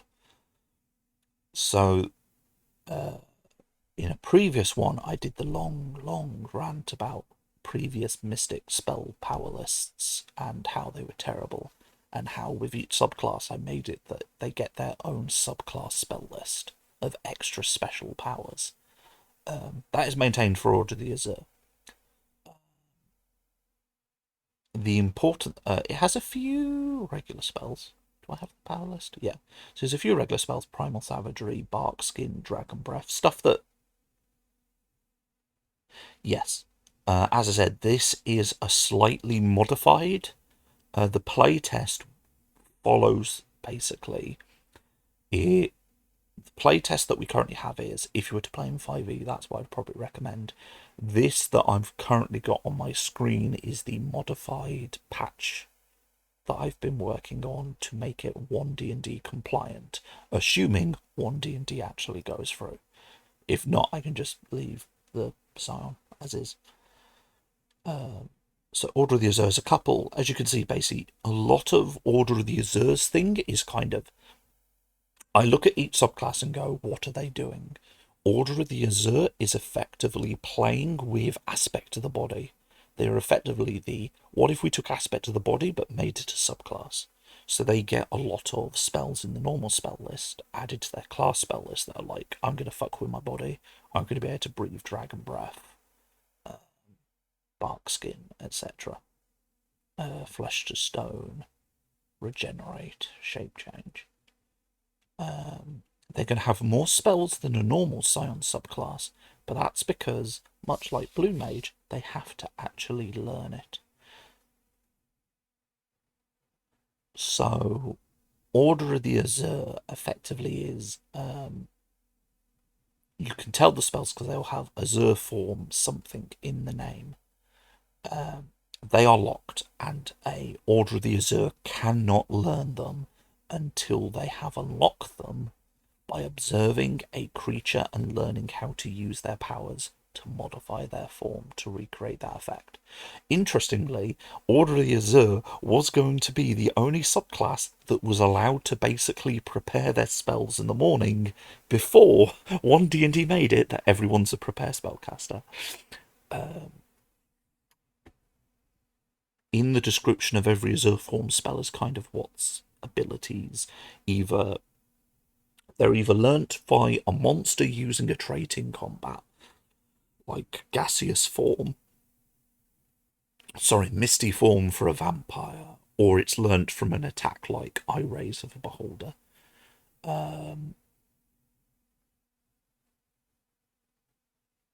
If your character sees that ability being used, they don't have to know the ability is being used. Yeah. Yeah, those are good examples. So it kind of... They have to see it. They don't necessarily know that the ability is being used. The DM would hopefully work with the Scion to know, to work together to work out what's being unlocked here. When the creature dies, as long as the blue mage was involved in that combat, they have to have been involved. They can't, like, watch a gladiator match and go, oh, I'm going to learn it from this. No, they have to actually defeat the creature in the same combat where they saw the ability being used. Once defeated, you have to make an Arcana check, with the DC being 12 plus the level of the power that is being learned minus half the CR of the creature defeated, rounded up. Creatures below CR1 are counted as 0. If you pass the DC, you learn the spell. If the creature is legendary or mythic, because you should only see one of them, you auto-learn it when they're dead. I'm not going to make you roll and go, I'm sorry, you might have beaten Strad von Zarovich, but unfortunately you don't get to learn anything because you roll like shit. If you failed the test, you fail to learn the power. It is continued to be locked, but it doesn't stop you from trying again later. Like, you're always allowed to try to relearn something. So at first level, they've got the spell, so that's basically how the entire subclass works. They also gain the Shape Changer's creature subtype. The reason they gain the Shape Changer creature subtype, it's a weird subrule that mainly affects lycanthropes, but it also affects Order of the Azure. Basically, it means you cannot polymorph an Order of the Azure Scion. They are immune to polymorph because they are a shape changer. I was tempted to do that. There is a thing I do later, which kind of accommodates for that. Yeah, this was the bit. When you complete a long rest, you can choose a Scion power you know and replace it with another from the Scion power list. Basically, this gave them effectively prepared spells. Because at the time, I wasn't giving Scion prepared spells, but now they have prepared spells that'll go. And they get to pick a non-humanoid creature type. They have advantage on survival checks against beasts, monsters, and the other creature type, and on int checks to recall information about them. If you learn an Azure form from a creature of the chosen creature type, you have advantage on the Arcana check. Basically, I did lean a bit into Monster Hunter as well, basically. You're not just... you don't just get to copy monsters, you also get to know about monsters. Lucid Dreaming is an FF14 ability casters have, so I copied that over. Basically, you can give up one of your Psionic Talent die to roll it and regain a number of psi points equal to the value. Currently, it's not once per short long rest. Because it's using a resource, I might choose to remove it. I think currently I'd keep the one short per long rest, but hey ho. If I find it's too restrictive, I can always remove it. In addition, when you use the Arcana check to learn a power, fail. In addition, if your Arcana check fails, while you have advantage on the check because your other ability, at creature type is considered chosen for your next long rest. So basically, say for example, what's a beholder? Is beholder aberration? Beholder's aberration. Say you picked aberration, so you have all these advantage on int checks, survival, etc. On beholders, and then you fight a beholder. The eye ray, you see the eye ray. The eye ray fails.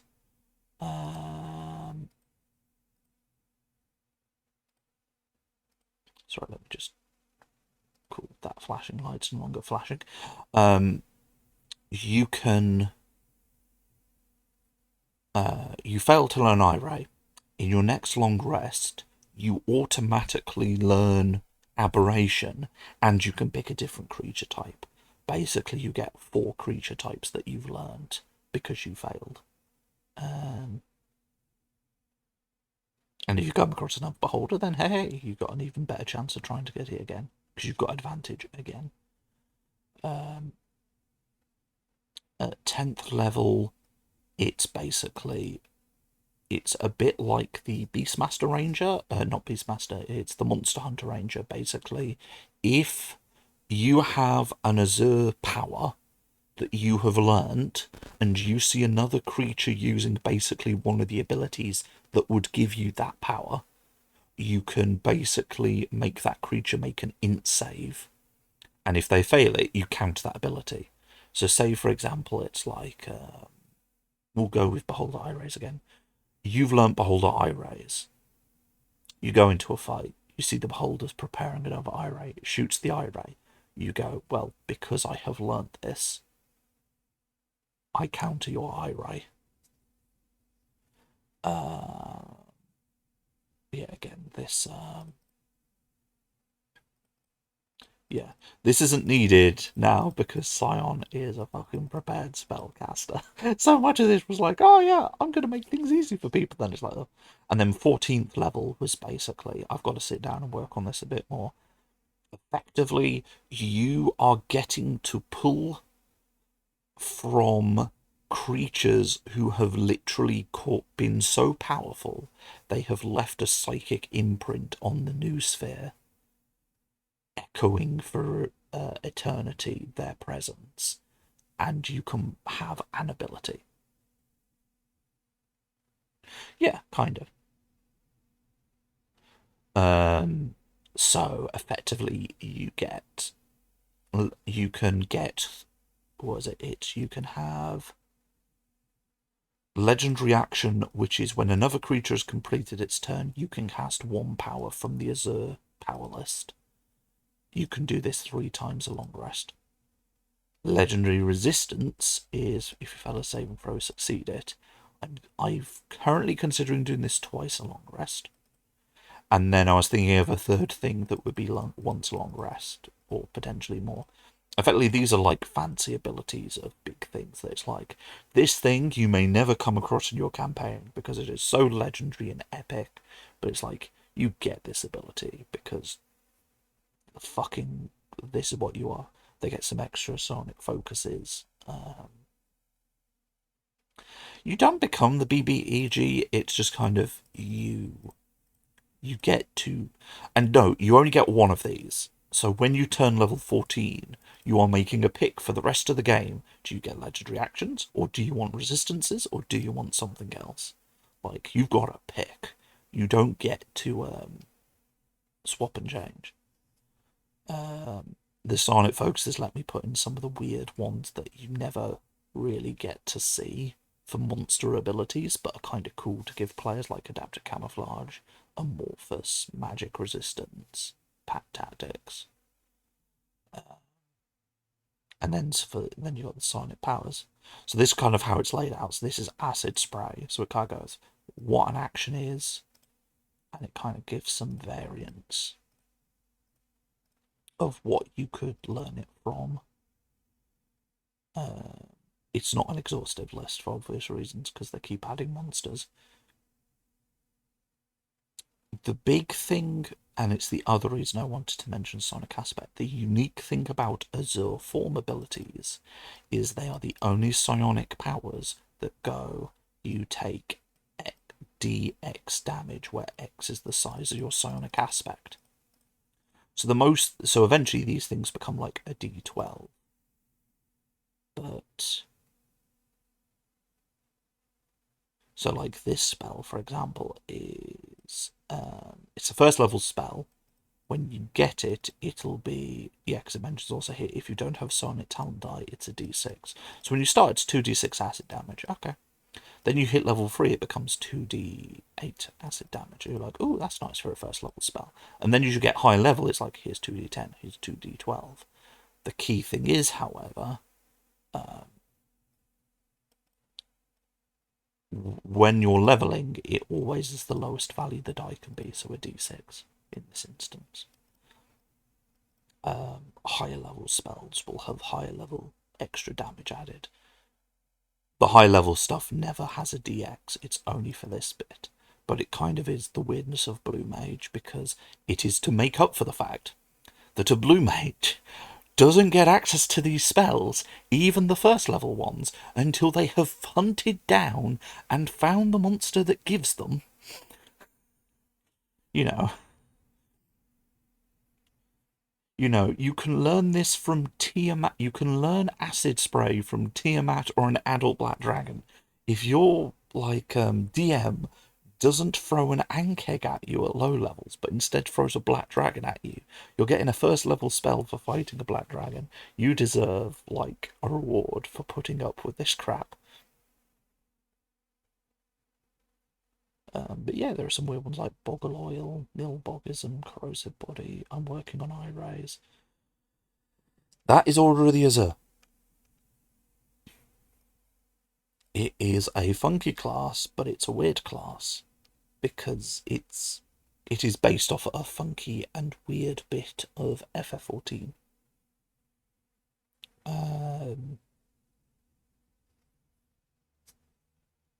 But that's the point.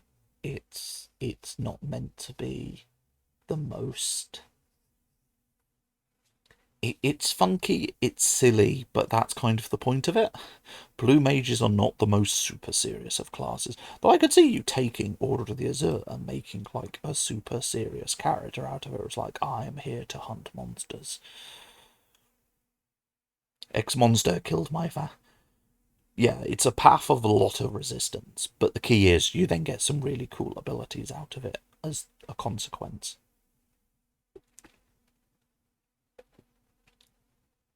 Like, the joy of it is, if you think about it, what it lets you do is, say you wanted to do a Monster Hunter campaign, you could go, we have a Monster Hunter Ranger, a Blood Hunter, and an Order of the Azure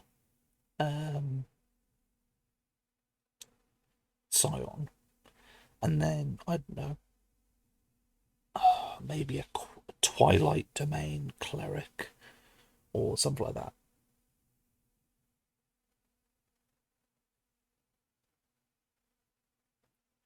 Like, it's fun to have a Monster Hunter-y class, because that's what it accidentally turned into. It was like, half of this is FF14 Blue Mage references, the other half is, I don't want this to just be a Blue Mage who can just do fancy spells. I want them to actually have abilities that are useful outside of combat.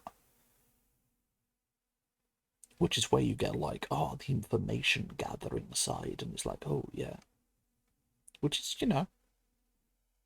that's the joy of D&D. You don't get just a combat class, you get something for outside of combat too. I mean, I might as well go through the others. Order the Awakened has its own spell list. Order the Awakened's about going into the mind, so their thing is the telepathy class. When you use the telepathy class feature, they can reply to your message. Yeah, you could do Cleric of the Forge.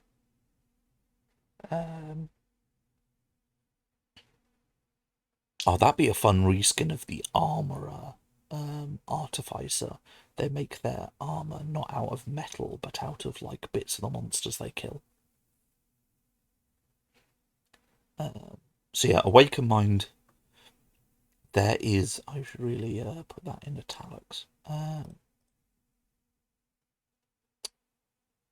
A lot of my design for Mystic is kind of a lot of higher abilities reference lower abilities or core class features to modify them. I don't know why, it's just my design style. The more I look at these, the more I realise. So here, for example, it's like when you use the telepathy class feature, most scions, I can talk to you, you can't talk back. The awakened scion, you can reply, which is cool. And you get one use of detect thoughts per short or long rest. When you use this, they're self-referential, but personally, I think that makes for better design. If you can go, what does this subclass do? Well, why don't we take this one bit of the class feature and mess with it? Some classes that doesn't work for, like fighter, because fighters like extra attack, action surge. It's like you can't really take any of those abilities and really fuck with it. You can maybe fuck with action surge.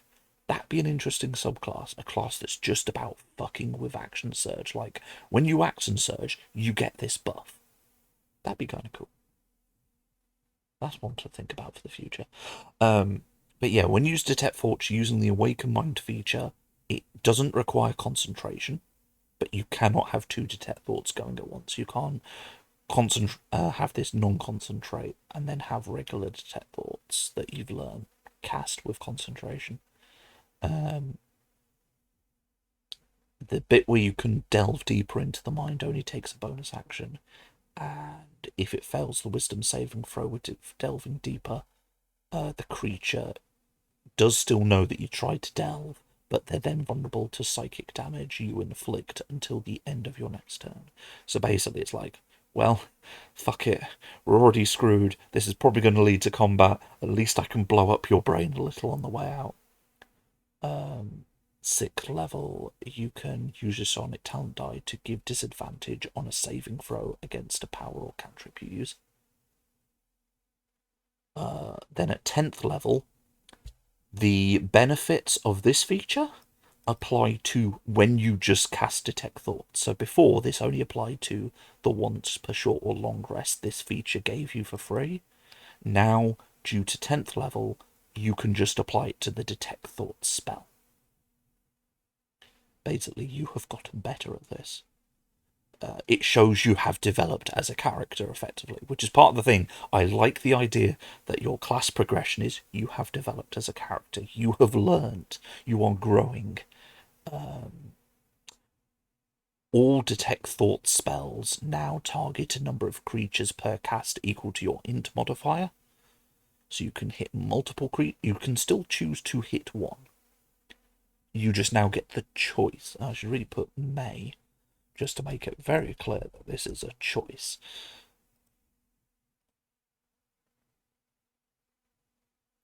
It's not so much they've got a character arc, it's more that it can be really weird when it's like, here's an ability, and here's an ability, and here's an ability, and here's an ability, and there's no path through them. You cannot see how your character started with this and ended with that. There's kind of, because to me, when, for example, say you're Pact of the Archfey, as you're growing as an Archfey Warlock, it's kind of your pact is growing. The powers your Archfey is giving you is growing. It's not just here's a slowly expanding and more powerful ability each time. It's like, well, no, this is representing something. When you take an oath as a paladin, it's kind of like your bond to your oath is getting stronger. You know, the oath is becoming more cemented as part of who you are. Like here, it's you start with knowing how to delve into the mind. You know, you're better at it than most people, but it's kind of the idea that as you grow, you know, psionic surge, it's you're beginning to be able to go, ooh, I need this detect thoughts to work, have disadvantage, you know. And then you suddenly realize, wait, no, I can't, I can use it not just for this, I can use it for other abilities. That's what the psionic surge is, kind of you throwing it in. Superior mind is kind of you have so mastered this spell, Detect Thoughts, that you get to do a lot more with it. The other thing you get to do, Detect Thoughts, is when you probe deeper and they fail the wisdom saving throw, you can choose. Oh, was it fail? Not succeed. Oops. Sorry. It's when they failed the saving throw. So it's not when they know combat's about to happen. You can suddenly go, I'm going to combat on the way out. Sorry. It's when they fail. So when you actually get to probe deeper, you effectively get to plant this weakness. You've got a link to make your next psychic attack better. Yeah, kind of. And then later on, you can instead of going, right, I'm implanting this weakness, this link into your mind that I'm going to use to attack you, you go, I'm going to use this link to charm you. So basically, you get to pick. It's either vulnerable to psychic damage or it's being charmed. And because it doesn't require concentration, you can use Detect Thought to kind of just make your combat a bit easier. You will lose a turn because you're casting Detect Thoughts for a turn, but it's effectively you're setting yourself up for a slightly better, a few turns down the line, you're going to have a lot better combat time. And then finally there's Thought-Thorn, which is you are so good at mental magic, you can convert your body into psionic energy, and effectively you are a ghost. You can pass through things for 10 minutes. You can move. You are a ghost, effectively. You can levitate, move through stuff. You're resistant to attacks. Just don't end your turn inside something. Yeah. Battle Mind is the chessboard master. They are the battle person. So how it works is, as a reaction to initiative being called, or as an action, so you can start basically combat in battle meditation, or in the middle of combat you can go to battle meditation. You pick a number of creatures within 30 feet of you who can see and hear you equal to your intelligence modifier. What did we say? Up to. Or equal to your intelligence modifier. If they have an ability that prevents telepathic communication, they cannot be selected. They can also not be selected if they have an int score of 3 or less. And basically, they are now linked in your meditation. So most scions would probably be able to early get most of a 4-person party in. While meditating, your speed is 0. If you take damage, you need to make a concentration check to see if you fall out of it. But effectively, it's like a cantrip for how powerful your ability is. Yeah, like a mental group chat. You can sever a creature as a bonus action. They are severed automatically if they're incapacitated or in the turn more than 30 feet from you. If you become incapacitated or fail to maintain concentration, it ends. While connected, you can use touch range psionic powers on anyone you're connected to. So basically, you cannot move. You can telepathically communicate with any one of these friends within 30 feet and do touch spells at them.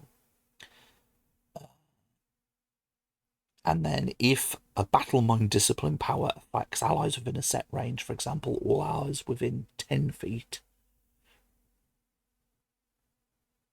it doesn't matter what the range is, your battle mind, your battle meditation allies are always counted as within range, because effectively they are counted as being within touch range.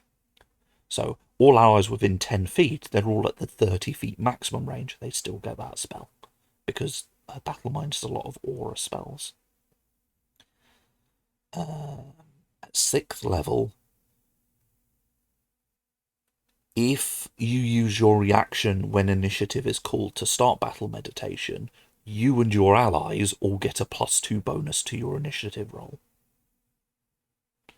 In addition, as a reaction, if a willing ally is casting a spell, manifesting a power, activating an ability that uses an ability modifier, they can choose to use your intelligence modifier instead of that ability score.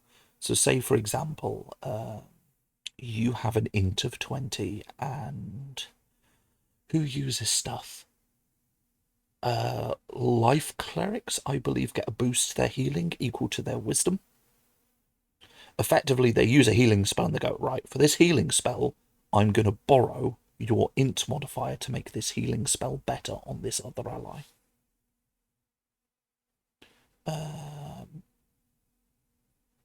There's a bunch of rules for like stopping it being exploited.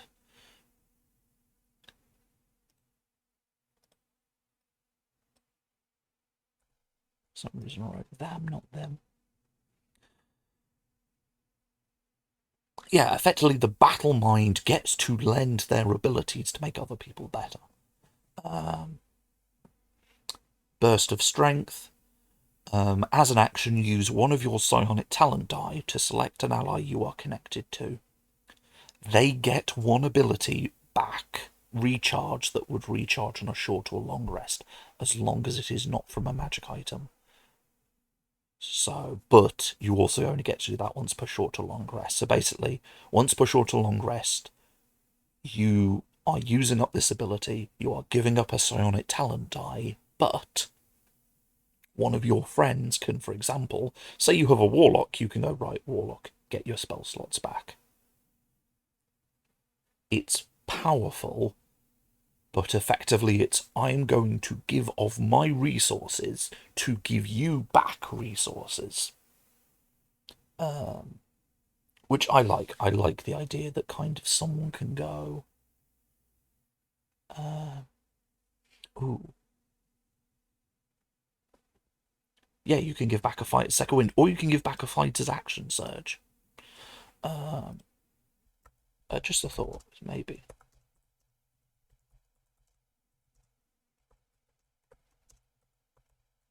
A thought just occurred. Instead of going once per short or long rest, because theoretically you could give up a short rest for a long rest ability, is whatever the rest of the ability you're recharged is the rest you've got to take to get back your burst of strength. So if you recharge a warlock's spell slots or a fighter's second wind or action surge, because I believe they're all short rest, when you've completed a short rest, you can recharge something again. But if you know the next rest is a long rest, you can go, right, wizard, get back your spell slots. I'm going to lose this ability for a long rest, but you're also going to get something back for a long rest. The other thing is, as an action, you may give a number of your psi points to a fellow scion linked to battle meditation. Or replenish spell slots whose value equals the given number of psi points. So effectively, this is not related. It's two paragraphs for the same thing. Yeah, I'm thinking, instead of going, you regain the ability to recharge anything on a short or long rest, instead going, if the ability you recharged was a short rest, you get back the ability to replenish something on a short rest. If you recharged it and it needed a long rest. It's more wordy, but I think it might actually be a slightly more balanced thing, because at that point what you are doing is you're going, right, we are swapping. I'm losing an ability for this length of time. You're gaining an ability that would take that length of time to get back. Likewise, the second half is, you are losing your ability to cast, but you are giving another caster the ability to cast more. So a way to look at it is, it's not really, the way I look at it is a perfectly balanced ability, because as far as the game is concerned, the party resources have not changed. It's just who gets to do the shit has changed, which I like that. And then war meditation is, instead of having a speed of 0 while battle meditation, you gain a 15-foot flying speed. However, you're hovering 5 foot off the ground. Basically, you get to hover off the ground and move very slowly around the field. All creatures linked to your battle meditation are in touch range for each other. So at 14th level you can go, your cleric can cast Spare the Dying on anyone you're linked to, without having to be in touch range. You can add a creature to an active battle link as a bonus action, as long as it doesn't go over your max connected creatures. you now get your int modifier plus your proficiency bonus for the number of creatures, and the range is increased to 120 feet. The way I view it is war meditation is when a battle mage goes from I'm a battle mage for my squad to I'm a battle mage for an army. And you don't get to look over all the army, but you get to look after, like, the head of each squad, is how it would be used in the real world. Whereas for a party, it's just, okay, everyone in the party gets a bit more flexibility. If two creatures who you're tied to can see each other, they can talk telepathically to each other. And if the optional flanking rules are in effect, because I know some people do that, and one creature can see another creature who's about to be attacked, they won't get the bonus for flanking. Because effectively you are sharing senses, and through Tim's eyes, you can see that you're about to be attacked in the back by a devil, and so you can turn around. Yeah. Because that's the other thing. I like my things to make sense in the world where more than just the player character has this ability. There are going to be other scions who have this ability, and this school is basically made for. It is common for some armies to be accompanied by a battle mind whose job is just to help coordinate the army and buff some of the important people. Order of the Nomad is the adventurer, so at first level they get martial weapons, medium armor, and shields. It was going to be medium armor, but it turns out if you actually look, whenever anything gives you medium armor, it also gives you shields. Don't ask me why, it's just a decision they made. And then at first level, it's as a reaction, if you are hit by an attack, you can teleport to any unoccupied space that you occupied since the start of your last turn. So basically you go backwards in time, effectively. You do kind of tracer dodge and go backwards in time to a point you were previously to not get hit by an attack. However, your current space is considered occupied, so if you have stood still and not moved for an entire turn, you are going to get you are unfortunately not going to be able to dodge the attack. At 6th level, you can place an invisible teleporter anchor. And basically, whenever you use a power to teleport, you can teleport to the anchor even if you can't see it, as long as it's in range of your teleport ability, because there are multiple teleport spells they'll have as part of their spell list. And you can only have one anchor at a time. Also at 6th level, you get psionic investigation, which is if you hold an object and concentrate for 10 minutes, you can learn facts about it. Effectively, you can see. It isn't the. What's the spell? There's a spell that tells you what an item does. It's less you know what an item does. Yeah, Nomad is teleporter and adventuring. So as you can see, it's like 6th level they get the ability to teleport, but they also get the ability to investigate objects. But effectively, it's not that you learn what the item is, you learn the past of the item, you see who has used it, how they've used it. If you've entered an area, you can use this ability to, like, see what happened here, and you might see a vision of a ritual that occurred here as they summoned a demon, at which point you're forewarned, oh, there's a demon because they summoned it.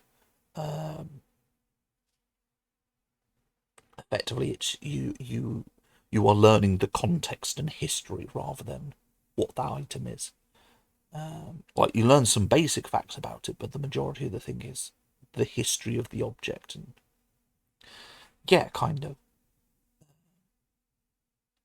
10th level is complicated, and it has a lot of text for a reason. Basically, you can use your silent talent die. How you overcharge it is you can sense the location of an object that either contains or is itself considered by its owner secret. So basically, when you how to describe it. The order of sequences, you go as an action. I'm using travel in the path more hidden. You then get to either try, you're sat in a room, don't see anything noticeable in the room, and effectively you can either look for a hidden door or a hidden an object that is considered secret by its owner, and the DM will tell you if there are multiple of whatever fits the category you pick. The DM picks one at random, and it can tell you where the door is or where the item is, but it can't tell you how to get there. So, for example, you may ask to see a door and you see kind of like a glowing patch under a carpet, at which point you go, right, under that carpet is a door, or behind a painting in the wall is a diary or a lich's phylactery. You can see where the object is, you just don't know how to get to it, so then you have to investigate, like, if I move the painting out of the way, where is there? There's a wall. Is there a false brick there? It's very wordy, because there hasn't been a good way of me being able to describe it, but it's kind of like, at 10th level, basically, you get to sense, is there something secret here? But you only get to do that once a long or short rest. And then at 14th level, you can give up any amount of movement up to 30 feet of your movement to teleport that distance.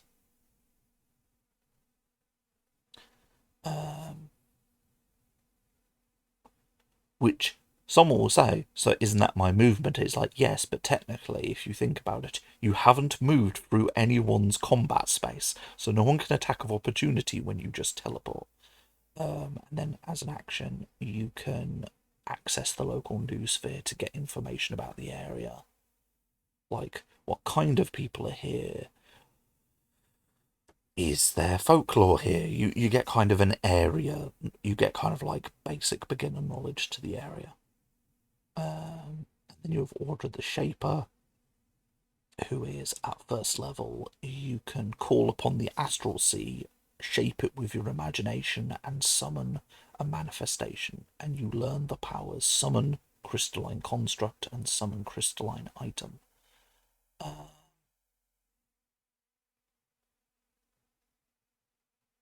Because it was a lot easier for me to go, here are 2 spells, half the rule is in the spells, the rest is in the ability. So I'll briefly look at the spells because they are important. Summon. So crystalline construct is you call forth a creature.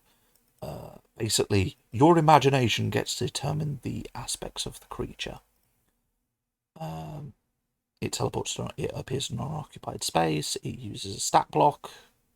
It's a bit like most pet stuff. It has a 4th attack, multi-attack. Doesn't need to eat, drink or breathe. It's a regular creature, you've done pets. Shaper's inspiration was the concept that what if a scion could access the astral sea and just use their imagination to make things? That was basically it. Part of my design brain went, no, this should really be a psionic subclass to the artificer, but then there was part of me that went, no, fuck it, we'll keep it scion, make it interesting. Yeah. So crystalline construct is you basically get a pet. It follows all the rules of a pet. If you look closely, actually it's made of tiny crystalline. You can see a tiny crystal lattice. But like, that's with thorough inspection. Otherwise, it looks like whatever the hell you imagine it to look like, in whatever coloration or texture you imagine it to look like. Yeah, it's like having a pet from most of the pet classes. And then summon crystalline item is you can summon a set of armor, a shield, a weapon, a tool, a spellcasting focus, or an item of clothing found in the PHB up to 200 GP in value. And basically, you can hold out your hand and summon. I always like to imagine it as summoning a sword, like you just hold out your hand and a sword summons to it. But like, effectively, because it's a point you touch, you can just summon the thing. The texture, coloration, and physical features are up to you, though again, close inspection is made of crystals. It is considered a magic item for the purpose of for the purposes of things like artificer abilities that affect items. You automatically have proficiency in it, and when you make the power again, a different item is dissipated. The old item dissipates. You can give it to another person because the only rule is it cannot be a mile or further from you. And yeah, you can increase the value of the item you can summon based off the spell power you use. But they're both considered crystal constructs, which is important because that's what the subclass mess with, is crystal constructs. Order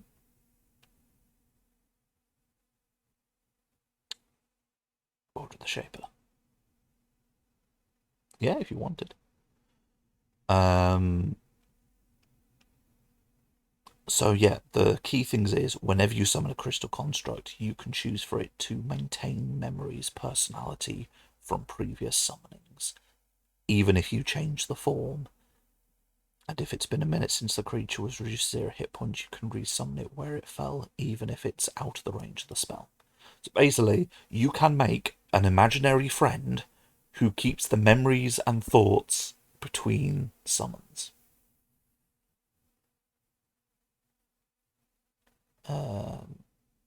You can manifest touch range psychic powers through your crystalline creations. And if the range is self, you can basically target the item instead of you, or creature instead of you, while maintaining a crystalline creation. You can touch the item, and instead of summoning a second item or a second creature, you just reset the duration it exists. Yeah. And they get one augment slot you can modify selected when you manifest it. Then you have Crystal Singer, which is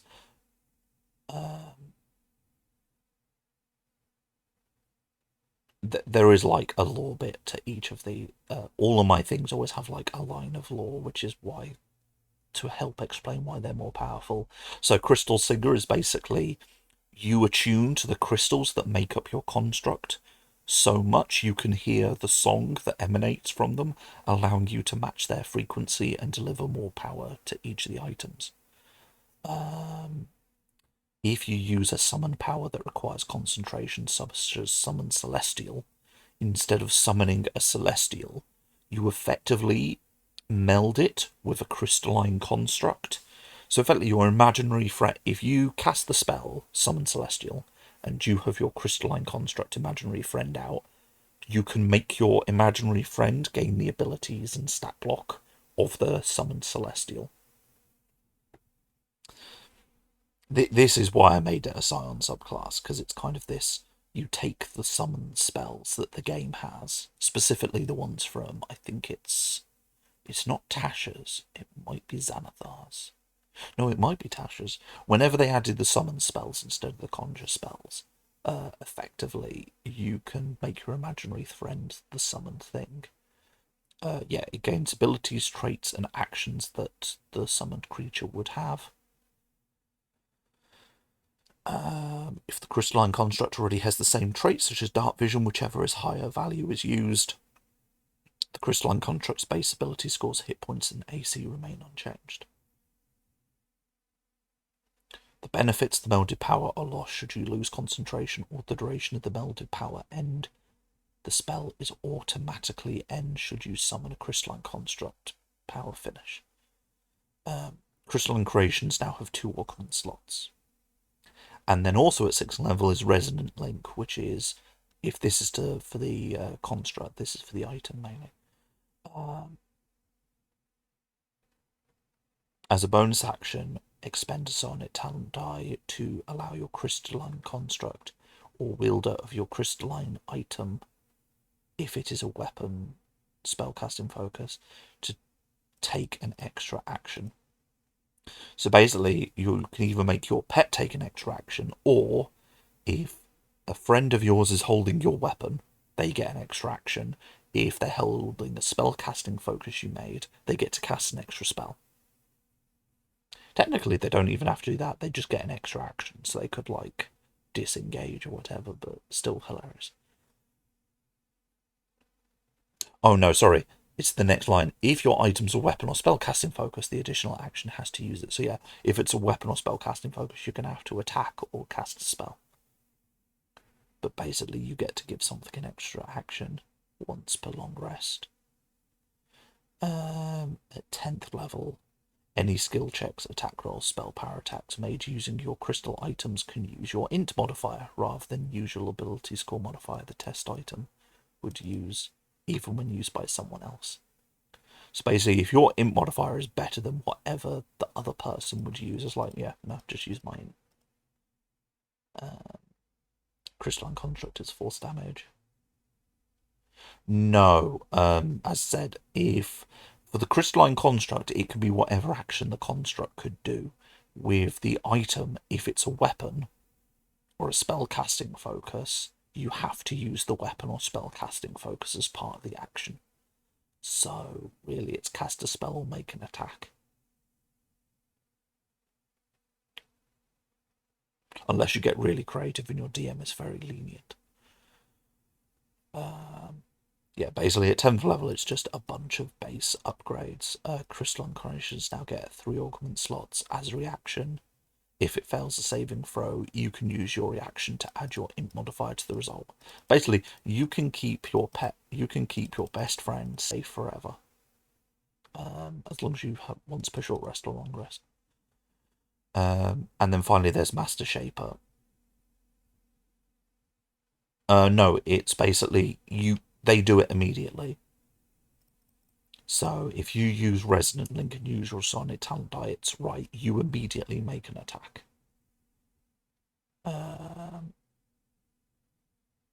You kind of, it's, yeah, to immediately take an additional action. So really, if it's an item, you do have to communicate with your ally that, do you want the extra thing? But then there's my favourite bit, which is 14th level. Effectively, you can create a portal to the Astral Sea. And you basically get a workshop that you imagine. You basically imagine up for yourself a workshop where your construct and items can stay when they're not being summoned.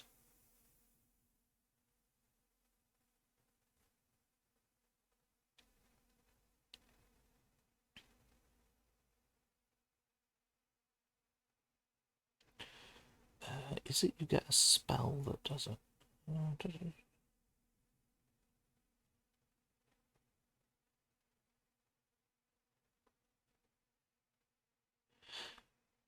Yeah, after voting for 5 minutes, you can basically summon a door.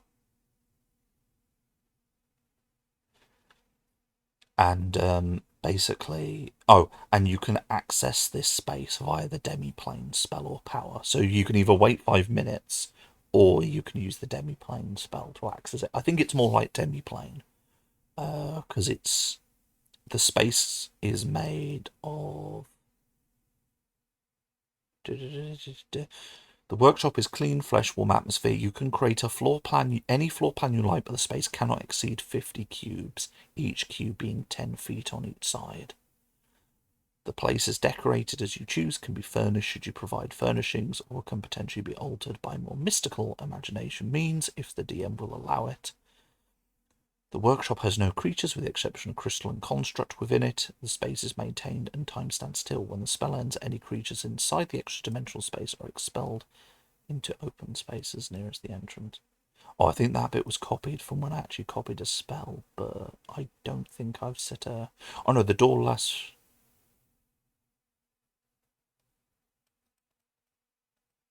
Oh no. I'll have to maybe reword some of this, because I think I know what I was intending. I think the intent was that because basically when the shaper opens the door from the workshop side, the door reappears in the material plane. and they can step out. The door will then last for a minute. When the door ceases to exist at the end of that minute, everything but the crystalline construct is kicked out. Basically, you can't keep all your friends trapped in your demo plane. While this workshop, the Shaper can access their crystalline construct in the form they last summoned without needing the summon spell. While in this space, it can assist in providing physical aid and provide company with the limitations of the abilities when last summoned. While in this space, you can select the legendary augmentation to apply to a crystalline construct and a separate for your item. These are attached to the new legendary augment slot in those creature creations and cannot be changed until you access the workshop again. And then you have the augments. You can use multiple of the same augment, though the cumulative bonus can go no higher than 3. Some require multiple slots. So as you notice, it went 1, 2, 3, and then 3 and legendary. So for example, you can go augment slot, summer item and construct only, summer not. The construct says AC increases by 1.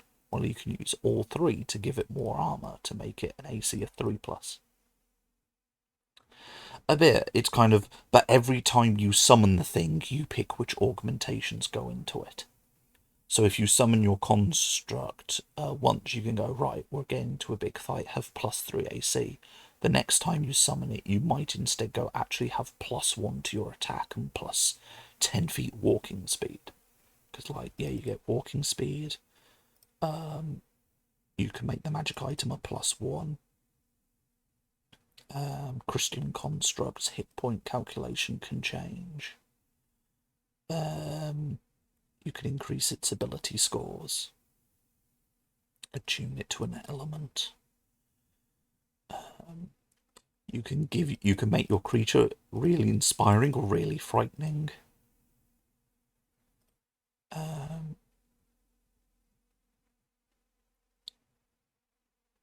You can give the crystalline creation the ability to cast the Revivify spell once.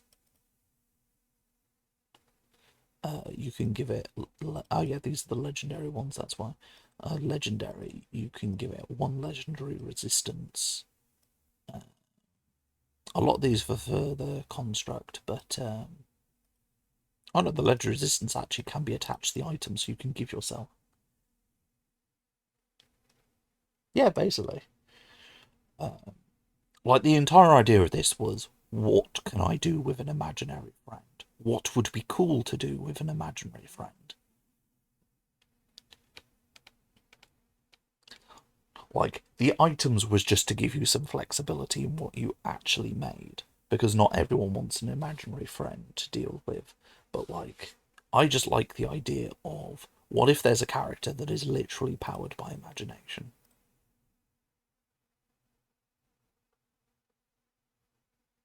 And, you know, I think that's a cool concept.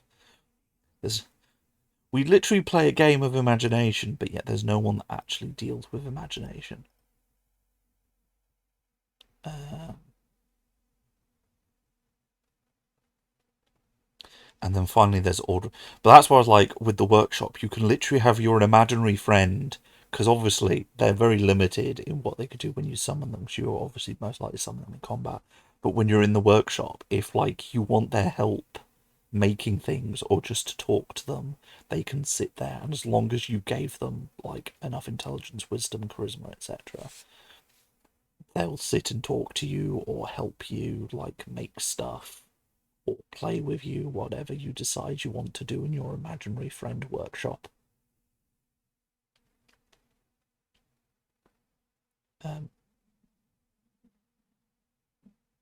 Yeah, exactly.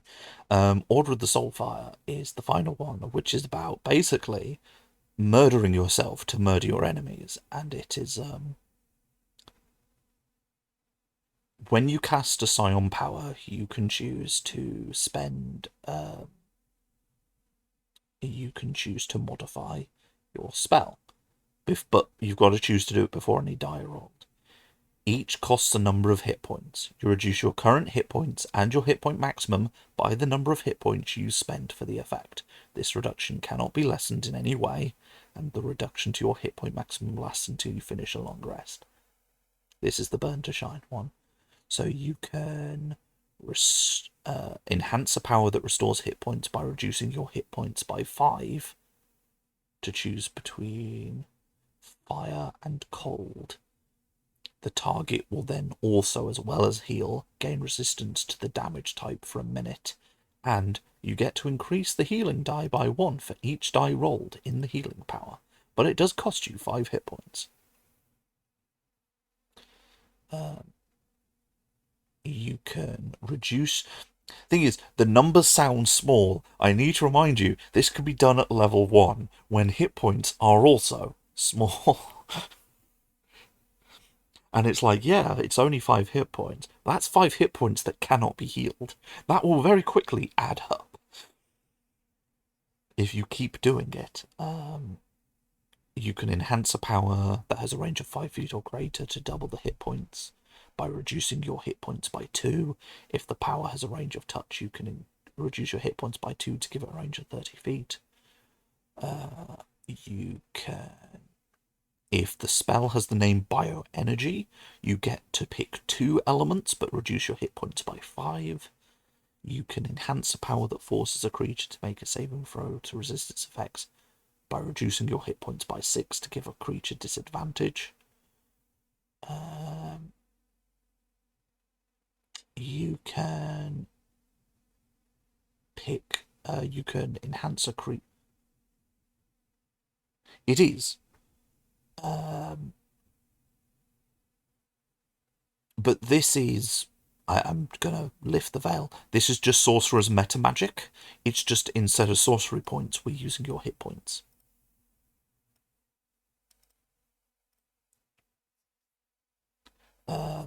You can only pick 1 creature at the current level. If you pick a thing that targets 1 creature, by reducing your hit points by a number equal to twice the power's level, you get to pick a 2nd creature.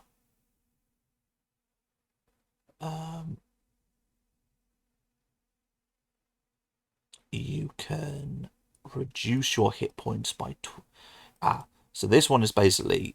the best way for me to describe this, if we ignore side points for a moment, is if you had a spell that let you use a higher level spell slot to buff the power, if you basically spend a number of hit points equal to twice the difference in side points for the power up, you can power it up without using the side points.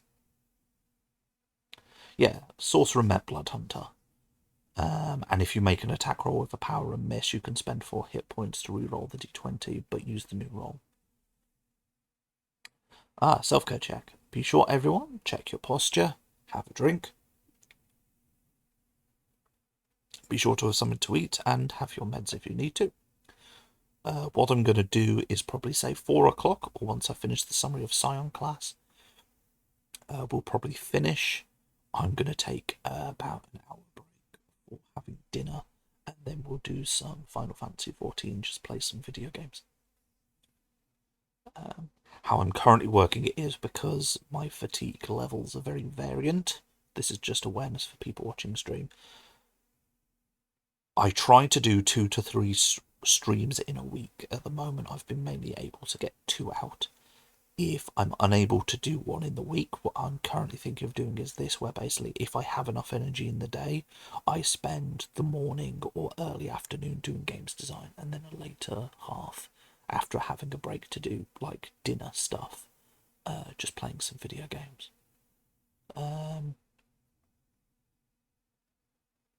Because I do find these streams useful, especially games design, because I don't always have the time to put aside for doing games design. If I'm very tired, I just want to play some video games and chill. So this is very useful for making me block out time to do stuff. And talking with you all has been very good, because like I'm noticing things as I'm going through it. I should change that. I should change that. I hadn't considered that.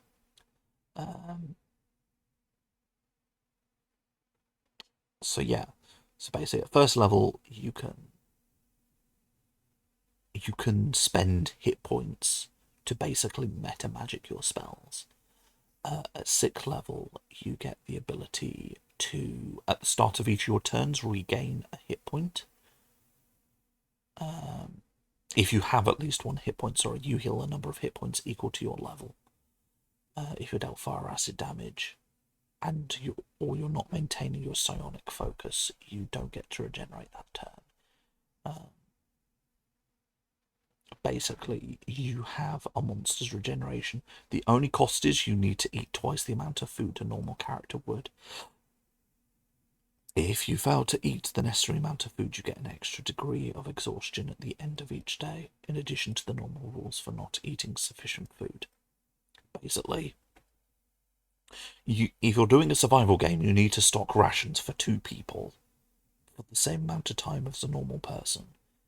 But you do get a level of regeneration, which at 6th level, what's that? That's a minimum of 6 hit points a turn, as long as you're not on 0.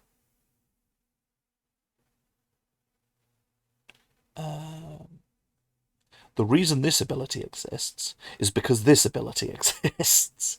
And by what I mean by that is, channeling essence reduces your hit points and your maximum hit points. The optimum place for a soul fire to be is as close to full hit points as possible. The reason being, obviously,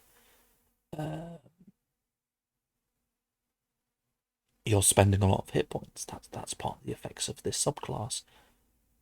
You don't want to obviously take a load of damage from a creature and then go, I can't use my subclass abilities because I've been taking regular damage. If the players just, I would say, at the end of the day, all these rules are what the player sees. The DM is the one who rules on them.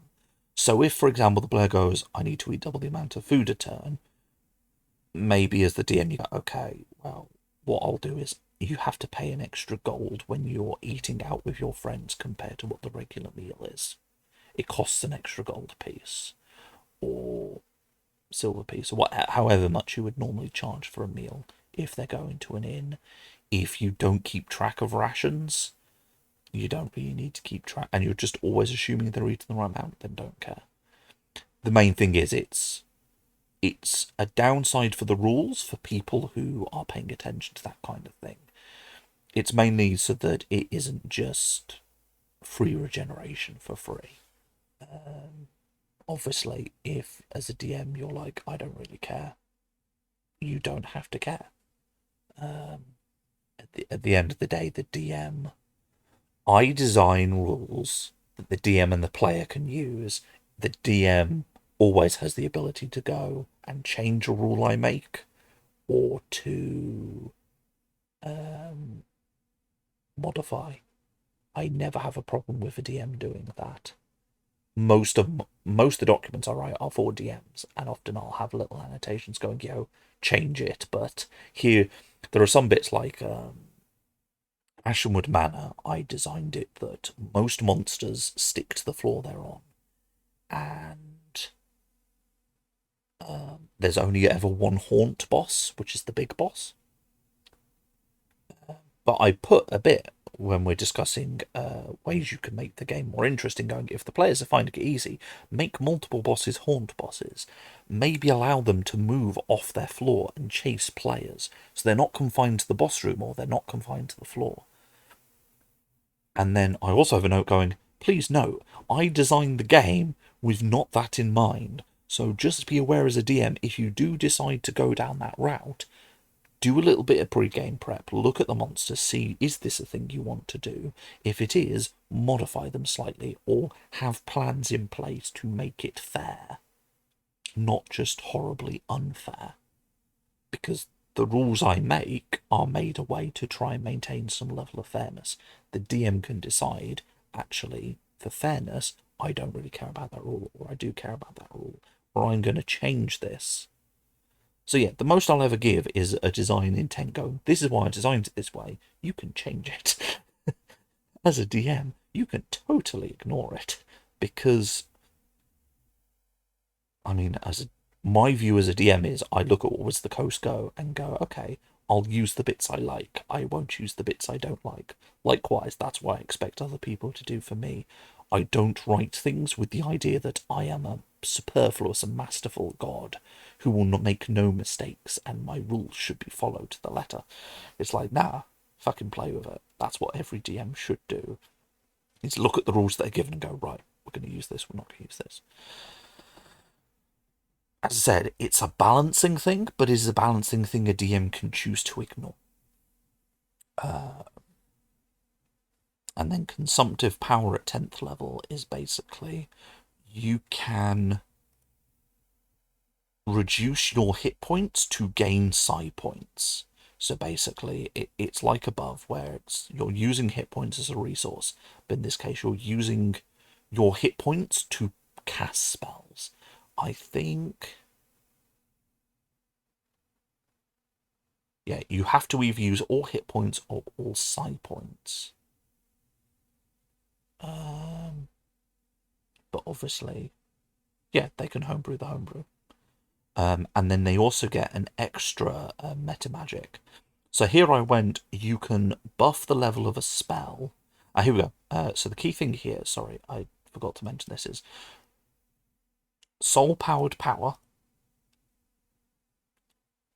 was you basically went, say, you wanted to buff a level 1 spell. Whatever the normal difference would be between the level you want to cast it at and that level 1, you had to double the number of psi points. That's how many hit points you lost. The key thing was you could never increase it above a level 5 spell, but you also didn't have to pay attention to psi limit. So as a level 1 character who cannot cast a level 5 spell, if you have the hit points, you don't at level 1. But if you had the hit points in a magical scenario where the DM gave everyone 50 hit points at level 1, you could cast that spell at level 5, even though it's beyond your power. The key thing being, you're losing a lot of hit points to do so. Yeah, I know. It's because all of them end in power, except for bioelectrical healing. Why did I... It's because they're not called spells, they're called power, which is the problem. Maybe soul infused. Hold on, I'm going to make a note. Make the name easier.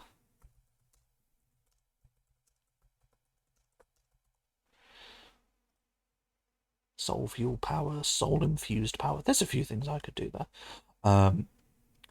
But basically, this, you will notice, is updating this. So that used to be, you could cast a...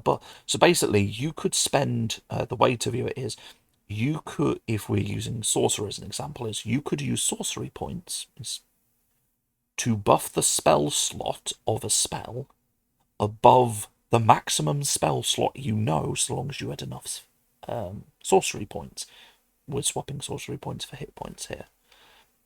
What level 10 does, because at level 10 you're casting 5th level spells, is go, you may now cast powers 1 level higher than your psi limit, because you can already cast things at level 5. If you get 9th level spells, what you can do is raise the power to 10th level, and I give you a psi point cost. But this only increases the power for the number of power.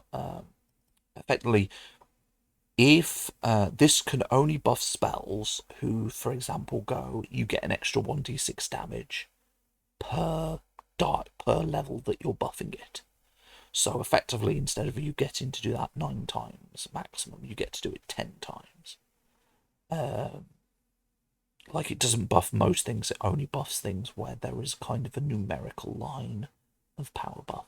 But I updated it, but you get this update basically to keep that being relevant for the higher levels. And then the other thing is at level 10, as a reaction, when using an ability granted by this order or a scion power that would reduce your hit point maximum, you can use a psionic talent die to ignore the reduction. You still lose the hit points, but you don't reduce your hit point maximum. And you get that once per short or long rest. As I said, every subclass gets you get to use one of your psionic talent die. You lose it, but you get something out of it. For Soulfire, it's basically, I don't lose hit points doing this big thing. I get to do it again. And then Unleash the Soulfire is where you kill yourself. As an action, you can activate your Soulfire. All creatures in 60 feet must see a dex saving throw. On a failed save, they're blinded. Add a dealt damage equal to your remaining hit die. They are all expended for this ability. You may choose if the damage is fire, radiant, necrotic. You roll a number of hit die equal to your If you roll a number of hit die equal to your character level, any creature who failed the save is also paralyzed until their next turn. On a success, they take half the damage, suffer no extra effects. Once this is resolved, you're reduced to 0 hit points, 3 failed death saves. No ability can prevent this. You must make a single d20 roll. On a 10 or more, you leave behind some ashes. On a 9 or less, you leave behind no remains. Then you roll for the high level psionic I don't actually die effect. Yeah. That moment of stasis basically gives you once per short or long rest if you expend a psionic talent die. Because really that's what it is. Psionic talent die is you pushing the boundaries of your psionics. And each subclass has a moment. Like you have aspect of mind, body and soul where you're pushing a regular aspect of being a psion. But each subclass has a moment where you push your specific facet to the brink. For Soulfire, you're pushing your psionics to the brink is you literally can stop your soul being torn to shreds to fuel your power for just a moment. Was that my window being tapped?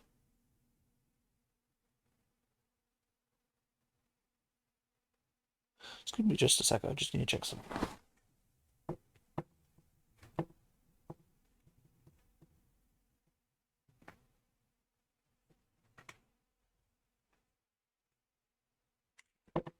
I thought I had my window being tapped, but no. Yeah, it stops you turning into a jam for a turn, but basically each of these has something, so it's a moment of stasis.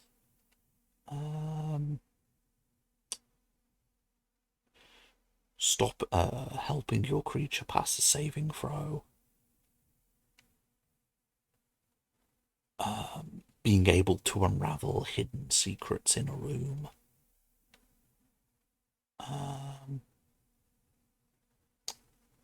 Replenishing an ally's abilities that normally require a rest. And what was it for? Oh yeah, forcing disadvantage on an opponent's saving throw. Like each of these is pushing your sonics just to do something that is in keeping with its story and its lore, but pushing it. And then what was it for as a? Oh yeah, it was you get back side points. It was just here, have side points back. Without having to tear apart your body like Soulfire. But this is the cool thing, because then you look at these and go, okay, Awakened might want to do mind or soul, but probably doesn't want to do body. Battle Mind probably wants to do soul, but might also want to do body for like the extra senses, but they could also do mind for psychic attacks. Nomad, you would think would like body, but might like one of the others. Like, none of them are really, you have to be order of the body, mind, or soul. They kind of just add an extra bit of flavour to the core thing. Like even Order of the Azure. Yes, you could say, because a lot of the Order of the Azure spells, the one thing I didn't describe is a lot of the lore for the Order of the Azure spells is literally you warping your body to produce the monster effect. So you would go, Order of the Body is kind of in keeping with that, but you could still do mind or soul. Yeah. Because, hold on, let's see. Yeah, Acid Spray. As an action, you alter your form to gain the ability to project acid at your foes. How you want to describe doing that's up to you. You channel Sonics into excreting non-flammable oil from your pores. Excreting acidic fluid from your pores. Your third inner eye, unleashing a blast of pure psionic chaotic potential. Channel your sonics into turning your body into a home for psionically created spectral vermin. body into pure thought, manipulating space and luck to your advantage, emit dazzling coloured light from your skin. You get to create a whip-like appendage that will lash out at your foes. Like,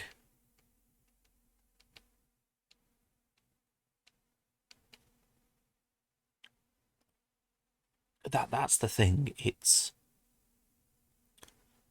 I like to create it's like these adventures, because I was realizing the big thing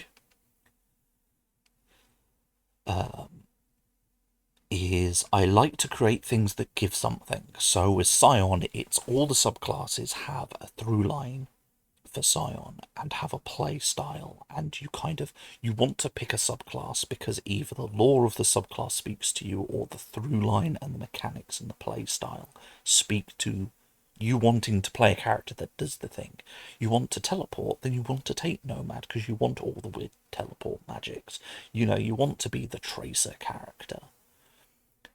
If you want to do Burn to Shine, you want to play that character that's tearing themselves apart, and you know they tear themselves apart because they care so much about their friends and they don't care about themselves, then you can play Order of the Soulfire and have all the emotional damage that comes with it for your party.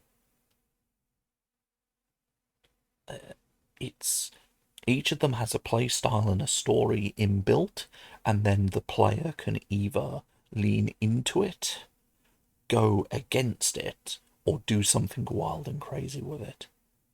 And like, none of them, I think, forces you into here's the thing. You could play Order of the Soulfire and go, I'm not going to reduce my hit points. You're kind of playing it. You're just using the damage because it gets a load of extra damage spells in its spell list. You're just playing for the damage. But it's when the fight begins to turn, and that's when you start to lean into it. And that's the thing, that's your choice. You're choosing how you lean into that subclass and how you play with the class. And my hope is that the class and the subclass are both interesting on their own and together. And that's all I want, is just people to have fun and find them interesting, and not that it's like, this class is boring. Because it's the problem I have with certain things. Like, I have a problem with Wizard. The Wizard class is boring. Its subclasses do some fun things, but most of the Wizard's fun is the spellbook and the magic you get. It's not actually the class abilities. Likewise, there are some classes where Fighter is a perfect example of this. Fighter's great because of it, but it's also annoying because of it, which is the base class is very boring, but the subclasses add the flavour and make it interesting. But they're only interesting because they have the very base, non-interesting template that is the Fighter to work off. And to be fair, Fighters are very good for allowing you to then use this very blank template where the mechanics don't stipulate any story to then make an interesting character. But I like having a class that has interesting story and implications and interesting mechanics, but then can be used for interesting story, if that makes sense. These adventures are another example. The adventures are all built from the very basic principle that I personally have the view that, because I'm not sure if I will charge eventually for, if I publish these adventures, if I'll charge for them, but if I charge for them, I want it that if you can run the adventure, you can run it multiple times for the same group of friends, maybe playing different characters, but you can run it the same multiple times, because each one will be slightly different than the previous run. Not just in that you know what the mystery is, it's because the thing is, once you know the mystery of Ashenwood and Manor, you know the mystery and you know what the answer is, which is get to the beacon. But because the haunt bosses are unique and different each time, and hopefully the effects they'll have on the manor are different each time, if you bring different characters, it means you can run it multiple times, you know what the answer is, but the journey is different. One of the things when talking with my partner about it, it was like, oh shit, I could do this thing to make it the repeatable nature better, which is basically go when the bosses are haunt, they have these extra effects. They can affect the mana this way. Because I don't like the idea that once you run an adventure once, you can't run it again. Because a lot of D&D adventures do that. It's like once you've done Curse of Strahd, it's like, oh, because it's the common line you'll hear is people don't like hearing about, oh, you ran that adventure, because like, oh, you'll spoil it for me, because you can only really do it once, because you'll have spoiled it, because there's one story. It's like, no, I want it that even if you know the story, it's replayable. The other thing I want is it to be accessible. I just want horror adventures that are repeatable and accessible. And that's the key thing, because I mean, here I go, like how to run it in a campaign, how to run it standalone, how to run it as part of the Asherwood Manor adventure series. I've got a bit on session 0. Then we've got running horror adventure, where I go into here are the content warnings. If they're in italic, the DM can potentially narrate it in a way as to avoid the topic. In it, I go like, you should do a session 0. Ask the players what their phobias and topics they don't want to be included because they can be triggering are. What are the characters' phobias and events that could cause them to have a traumatic reaction? Look at the 2 lists. If there's stuff that people have put that are phobias or cause of traumatic reaction to the characters, but that no one's put as their OC stuff, then feel free to use them. If there are stuff that they've put in the OC stuff, don't use them. Unless the player has explicitly said, I'm uncomfortable with this, but I am happy for you to touch on it. Talk to me first about how we should do this in an appropriate manner. I recommend using the X card and to look into safety tools. And then another thing I wrote is, and this is a common thing in all of the adventures, all of them have this same mechanic, which is a safety room mechanic, which is there is a room where, while outside of the room, events and the timeline continues for any character not in the safety room.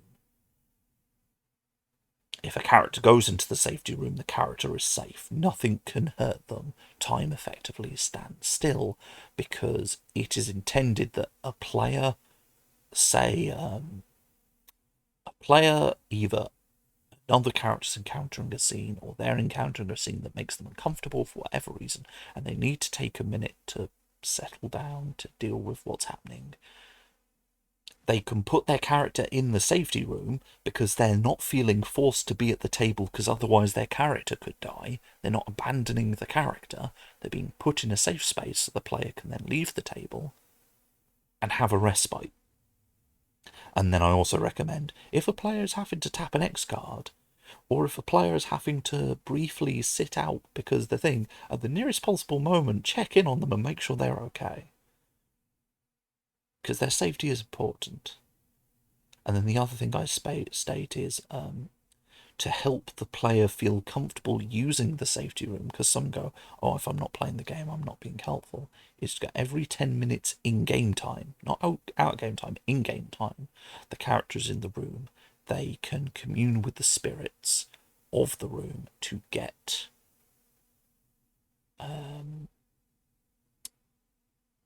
information, clues, stuff to help the game progress in a way that hopefully means then that the player feels comfortable stepping away from the table if they need it. Yeah, but this is the thing, not very many adventures talk about this, which is why I've been very careful. I'm like, yeah, no, be sure to call a break, check that players are okay if stuff is getting intense or they're seeming uncomfortable. Make sure at the very least to use the X card, look into what other safety tools you can use. There's a safety room mechanic to allow players to feel comfortable to leave the table without fear that their character is going to be killed as a consequence, or they're going to miss out on gameplay because they had to look after themselves. It's just, I don't know, it's just, I feel I need to write these things in because I want horror to be accessible, but I also know that not many people will necessarily Horror games do not necessarily have the best reputation of always being accessible. I mean, if I go to Van Richten's guide, let's have a look. Yeah, you have genres of horror, domains of Ravenloft. Let's have a look. Is there anywhere where it covers running a horror game? Yes, you've got horror in your game, foundations of fear, genre of horror, creating atmosphere, feels you control. Secrets of Ravenloft, Misc, Nightmare Logic.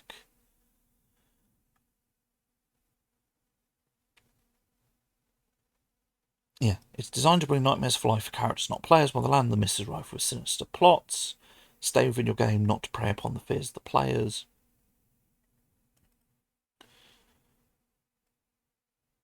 But it's like you're sat there going, this isn't...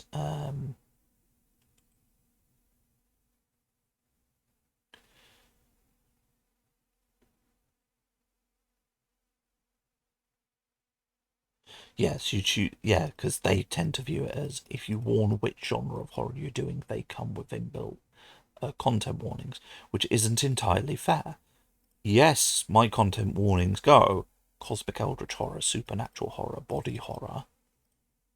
But I also go into a bit more detail of we use madness and the madness mechanic. We use gore, parasites, insects, worms, and spiders. Yeah, it's not perfect, and that's part of the problem.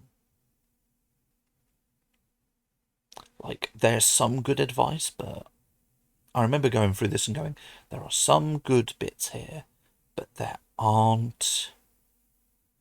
How do I want to phrase it?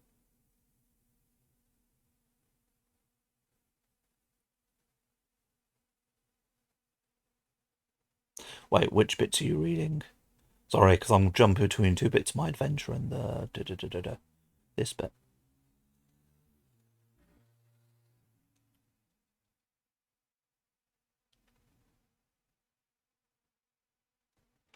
The blue text. Oh, was that the bit where they go here? Yeah, with this in mind, this book contains suggestions the adventure is meant to be horrifying. What is it? This bit here where it's like, yeah,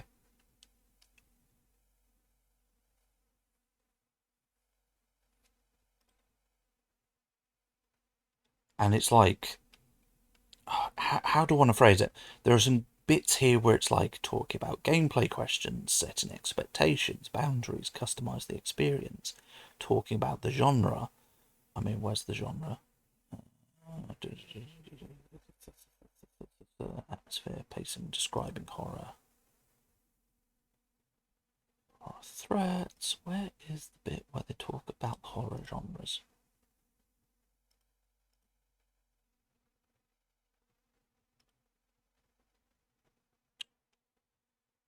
Here we go, genres of horror. Yeah, because it's like body horror. Vengeance of body horror, this will lack awareness, focus on predictability of the flesh, physical transformations. Yeah, because it goes into tropes, monsters that can use it, villains. And it's like, okay. And I mean, yes, I'm slightly guilty of this. As I said, I use cosmic eldritch horror, supernatural horror, body horror. But and I do leave them unitalic because they are key themes, because there's an entire floor that's just body horror. Like the walls and floor are made of flesh. The big villain of that floor is experimenting and turning people into monsters. But here's the thing, if I know the players aren't into that, because it's like here, parasite, insects, worms, and spiders, there's a reason that one's in there, and there is a monster. There's one of the bosses who is literally made of parasitic insects, and one of his attacks is they bore into you and take over your body and kill you. Here's the thing, if someone goes, I don't like parasites, yeah, I mean, they can also, how do I want to phrase it, mitigate it. As I said, with the parasite, insects, worms, and horrors, you can go, they attack you, they have infected you. You have this, so you know you're leaving out the details. It's the monster has infected you. You can die. The flesh floor is a bit harder to the floor of body horror is a bit harder to miss. But at that point, I just go, it might be better just to run one of the other adventures, or because this is look behind the curtain. This is one of the tricks I actually advise for this adventure, is when you split the party and you force the party into different floors, whatever you do as the DM, you just keep that player who doesn't like body horror away from the flesh floor. The other players can interact with the flesh floor, and you can go to the player, listen, if like you're on Discord, you might want to mute a little bit, or you might want to just be willing to duck out while I'm describing this floor. And you know, you can keep the player rate, because that's one of the joys of the floor, is there are lots of doors, and my trick is get a player to open a door. They don't necessarily end up on the right. The other side of the door is not necessarily where they expect it to go, which allows me to split the party, move them, and get them to know bits of the story because I split them up. I think that's the problem I had when I had one player who had to duck out because they encountered the body horror floor, and I don't think they were prepared for the body horror floor. But at the time, being a very inexperienced DM, I just went, this is the list of content warnings. Surely if people aren't happy with it, they won't accept the game when they see the content warning list. I didn't quite get that one person's view of body horror is not the same as another's. Well, it's the problem of what one person thinks as encapsulated within a vague term as body horror is not necessarily what another person does. For example, one person might go, a werewolf is body horror, and someone else goes, that's not body horror, pulls out an image of Junji Ito, this is body horror. But you know, that was on me. That was me as a DM, because we were running one-shots very rapid fire as a server because it was COVID. We didn't really do session zeros because it was kind of it's a one-shot, get it done, get it, let someone play in another one. You know, we have a limited number of rooms built into the server. You want to keep the games flowing. So that was on me. That was a failure on my part, and it is a failure that I have taken and want to improve upon by putting in this chapter. Yo, before you run this adventure, because I even said, if you're running a campaign and you've already done session 0, run something equivalent to a session 0 before you run this session. And then read through this and work out, I'm going to say this now, what I write is not Junji Ito. I am not that skilled at writing horror to even come close to Junji Ito. But you know, if you go to someone body horror, one person will say werewolf, one person will say Junji Ito.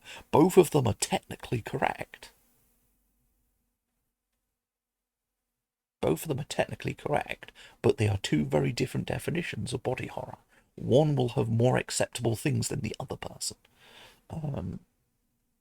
And yeah, someone will look at this and probably go, Aaron doesn't know what they're writing. This isn't a good chapter about safety in horror. And I'm just sat there going, yes. But the thing is, it's better than what we have been given before. And this is my problem with the Van Richten. It does some things very well. It also doesn't. Like here, the horror toolkit, you have curses, fears and stress, traps, survivors, and it's like, okay. Admittedly, there's a lot of horror adventures, so talking about pacing, how you describe horror, music, lighting, I can see why they've done what they've done, but I still feel like they could do more.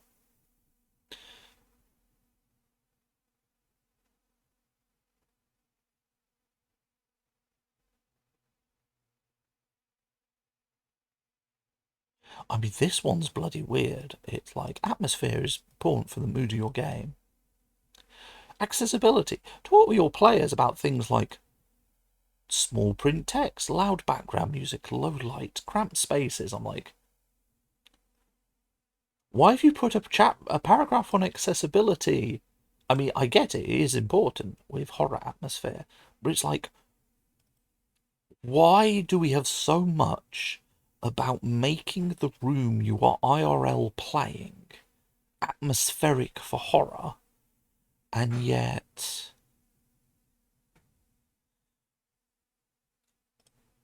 like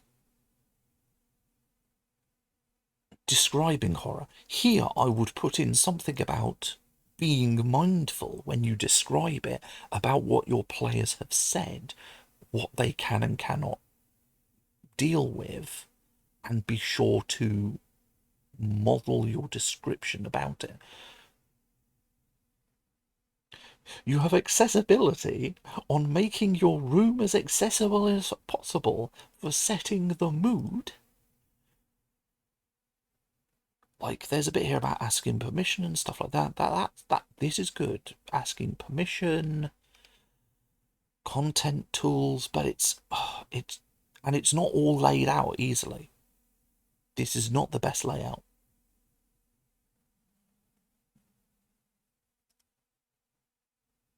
Oh, I think that comes under the horror survey, where it's like, what themes? Yeah, it's this bit here, content, themes, and questions. This is basically, this section is basically the lines and veils, as it were.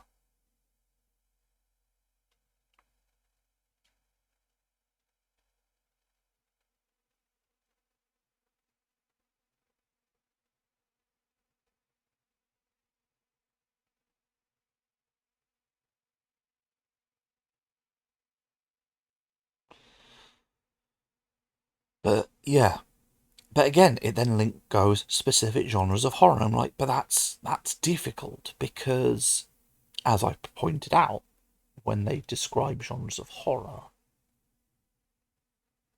they keep falling back to that genre of horror, but the description of their genre of horror aren't very good, because I said body horror, werewolves, or Junji Ito. Depending on what the person expects body horror to be, depends on if they say they're happy with that genre. They need to be a bit more, there needs to be more than that. As I said, I can't complain because it's better than what the DMG gave. I'll be frank. I'm going to be frank with everyone. The DMG should have included all of this. But... and so I cannot fault them on making a good first step with this. My problem is, while it's a good first step, Wizards of the Coast, having done this D&D for quite a while now, should be better than a good first step. And that's why I'm so picky about this. Like, I admittedly have wrote a lot less words than they have. Like, I have literally a page of words, two paragraphs is explaining the X cards and going, you should look into safety tools other than the X cards, but it's a good first step. Pointing out you should tailor descriptors and effects to terrify characters and players, but remember safety and well-being comes before scaring them. I've got 2 paragraphs on the safety room to give players an out.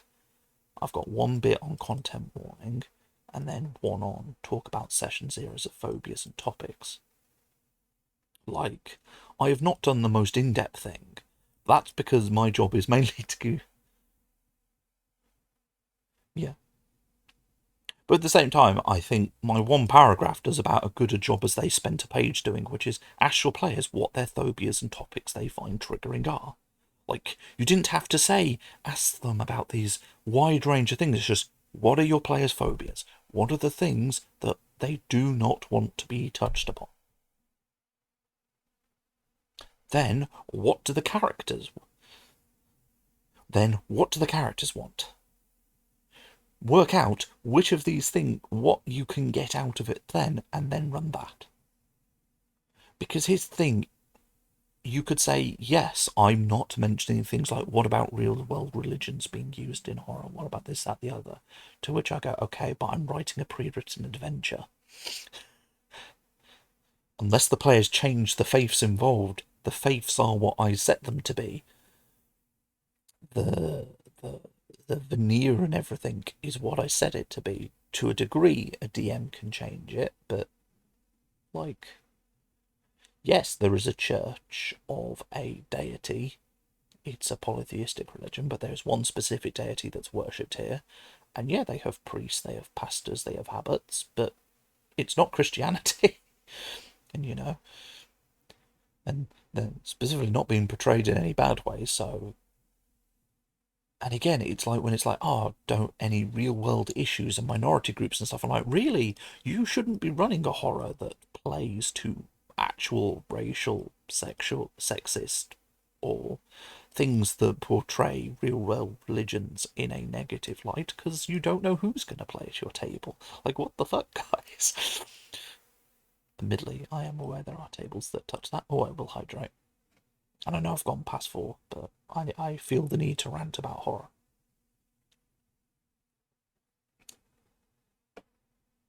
Because no, I am aware that there are tables that do it, but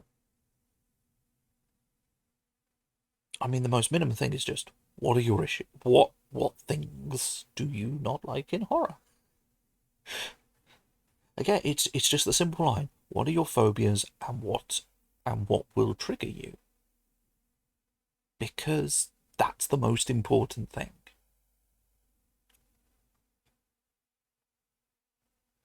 That is the most important thing.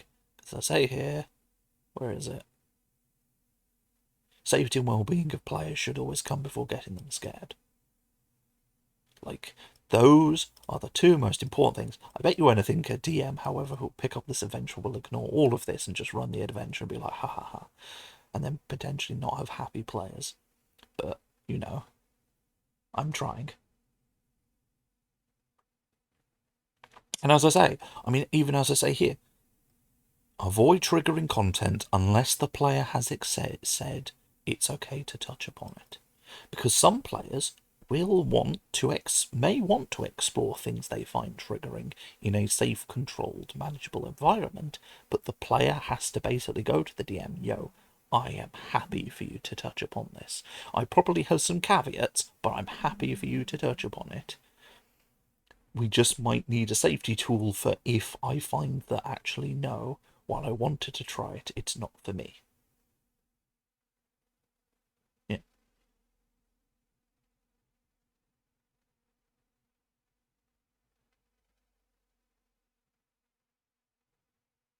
I mean, as said, while I haven't used lines of vows, I've just been very explicit in just avoid this unless said otherwise. But all I want is horror to be accessible. But so far, the TTRPG industry has been rather shit at it. I also want it to be replayable, which also the TTRPG industry has been fairly shit at.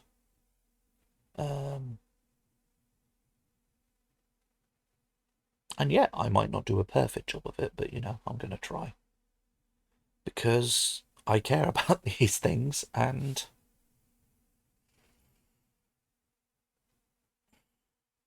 I care about these things and just don't want them to be just kind of tossed away as, it's just horror. Horror doesn't have to be accessible, that's why it's horror. It's like, no, horror should always be accessible. And TTRPG games should always be replayable. And that's why I've written 5 adventures, because technically I can do 5 adventures, each of them are one shot, they don't need to connect. But there is a through line if players want to do it and treat it like a mini campaign. And each one is very different kinds of horror. There is a good bit of body horror and there's a good bit of eldritch horror throughout them, because those are horrors I find easy to write. But like here, you've got a haunted house. The next one is literally eldritch body horror. The third one's SCP. It's a bit of everything. The fourth one is zombie apocalypse and finding a mystery. But the key thing is, while they all touch on horror, the key thing is that I, as the DM, go to my players. Okay, what are you happy with? What are you not? Let's see where do I add the descriptors? Where do I not? As I said with the parasite thing, I can go very in detail if I need to. If the players want detail, I can go into detail about how the parasites do their thing. I'm not going to go into detail because not everyone watching this stream will want that, but I can go into detail. But if the players don't want me to go into detail because it's, not a thing they like, I just go simple. You're infected. Here is the effect. That's it. And someone will say, but you're lessening the horror. It's like, well, no, because the mechanics of the horror are still there. You've still got a time limit before you die. It's just I don't make my players feel bad. And here's the thing. Probably for those players, just saying you're infected is enough. Because for some of them, they'll have active imaginations and they'll try and work out what the fuck do I mean by infected. But at that point, that's left with the player. That isn't on me. I've delivered the horror, and they are the ones who then take that and whatever direction it goes. I mean, expect to see this adventure up a bit because while I'm formalising the language, there's a lot I'm changing. As I said, I originally wrote one stat block per each monster, and now I want to go in detail and go, no, I want each haunt to have extra mechanics depending on who's having it. Because that'll be fun and cool. And then likewise, after doing that, I was like, oh, we can do that with adventure, with the zombie mist adventure, because we can make the slasher that hunts you different each time and maybe have a different backstory. You know the mystery and you'll know what the answer and how to solve the mystery. Sure. But that's not why you're replaying it. You're replaying it to deal with the zombie horror. You're replaying it to have the slasher chase you. You know the story. You're not there for the story at that point. You're there to experience a slightly different version of the story. And my hope is, because I put a big emphasis on use your not your player's fears, I should be very clear, your player character's fears and memories and experiences. That's when the uniqueness comes, because everyone, when you bring a new character thing, you go, ooh, this is their new backstory. This is what they feel scared about. And then the DM should be able to look at that and go, cool, I'm going to use this in this way, and this way, and this way. I'm going to use what happened in the last adventure because it went slightly different and pear-shaped this way to come back to haunt you again. And that's where the replayability will hopefully be. But it does require a lot of DM effort, I get that. Which is a shame, really, because the one thing it isn't accessible for is just a new dungeon master going, I'm just going to run this straight. Because it's like, no, you need to do a lot of prep. But, of the same token, I think if you want an easy DM ride, you shouldn't be really DMing horror. Because horror should be the most DM-intensive genre. Not because of any special elitist thing, but because it is the genre that is the easiest to fuck up. And it is the genre where safety should be the highest priority. In my personal opinion.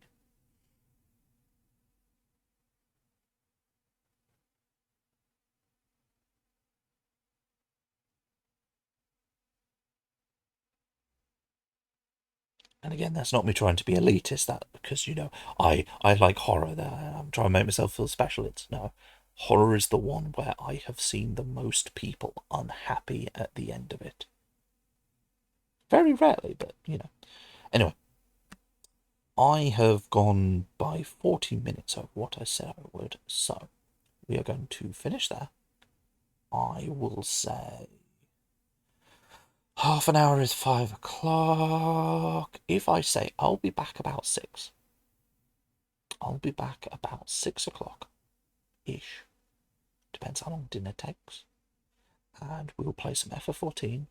We're not going to touch any heavy topics. It's just going to be, we'll do the event, we'll just do some random roulettes. I'm going to play about on my island. I've got to feed some animals, take care of some crops. We're just going to chill out because we did the big thing. And that's what's important. Yeah. Okay. Let's see, who do we want to raid? Who do we want to raid? There's literally no one on. Wow. Wow. No one's on a Sunday. Huh. Oh.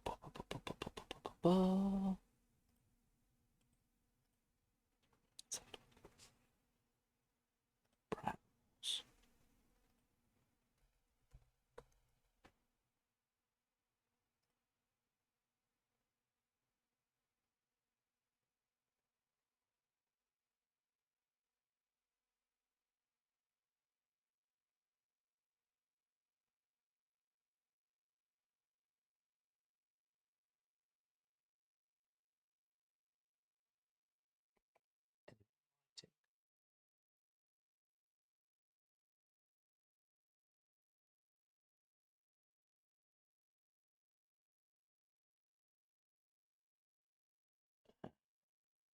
Let's have a look. Let's plays.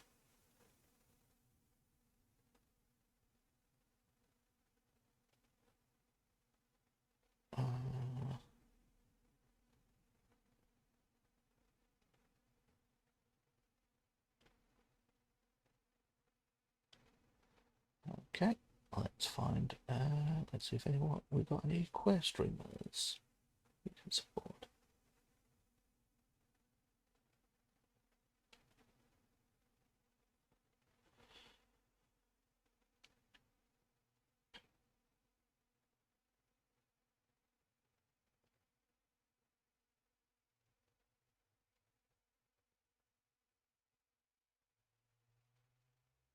Oh, hold on a minute. We've got a campaign plan over here. Let's go right there.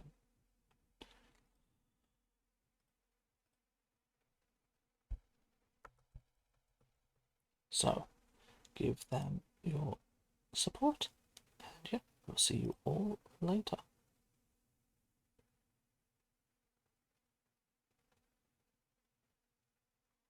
3, 2, 1.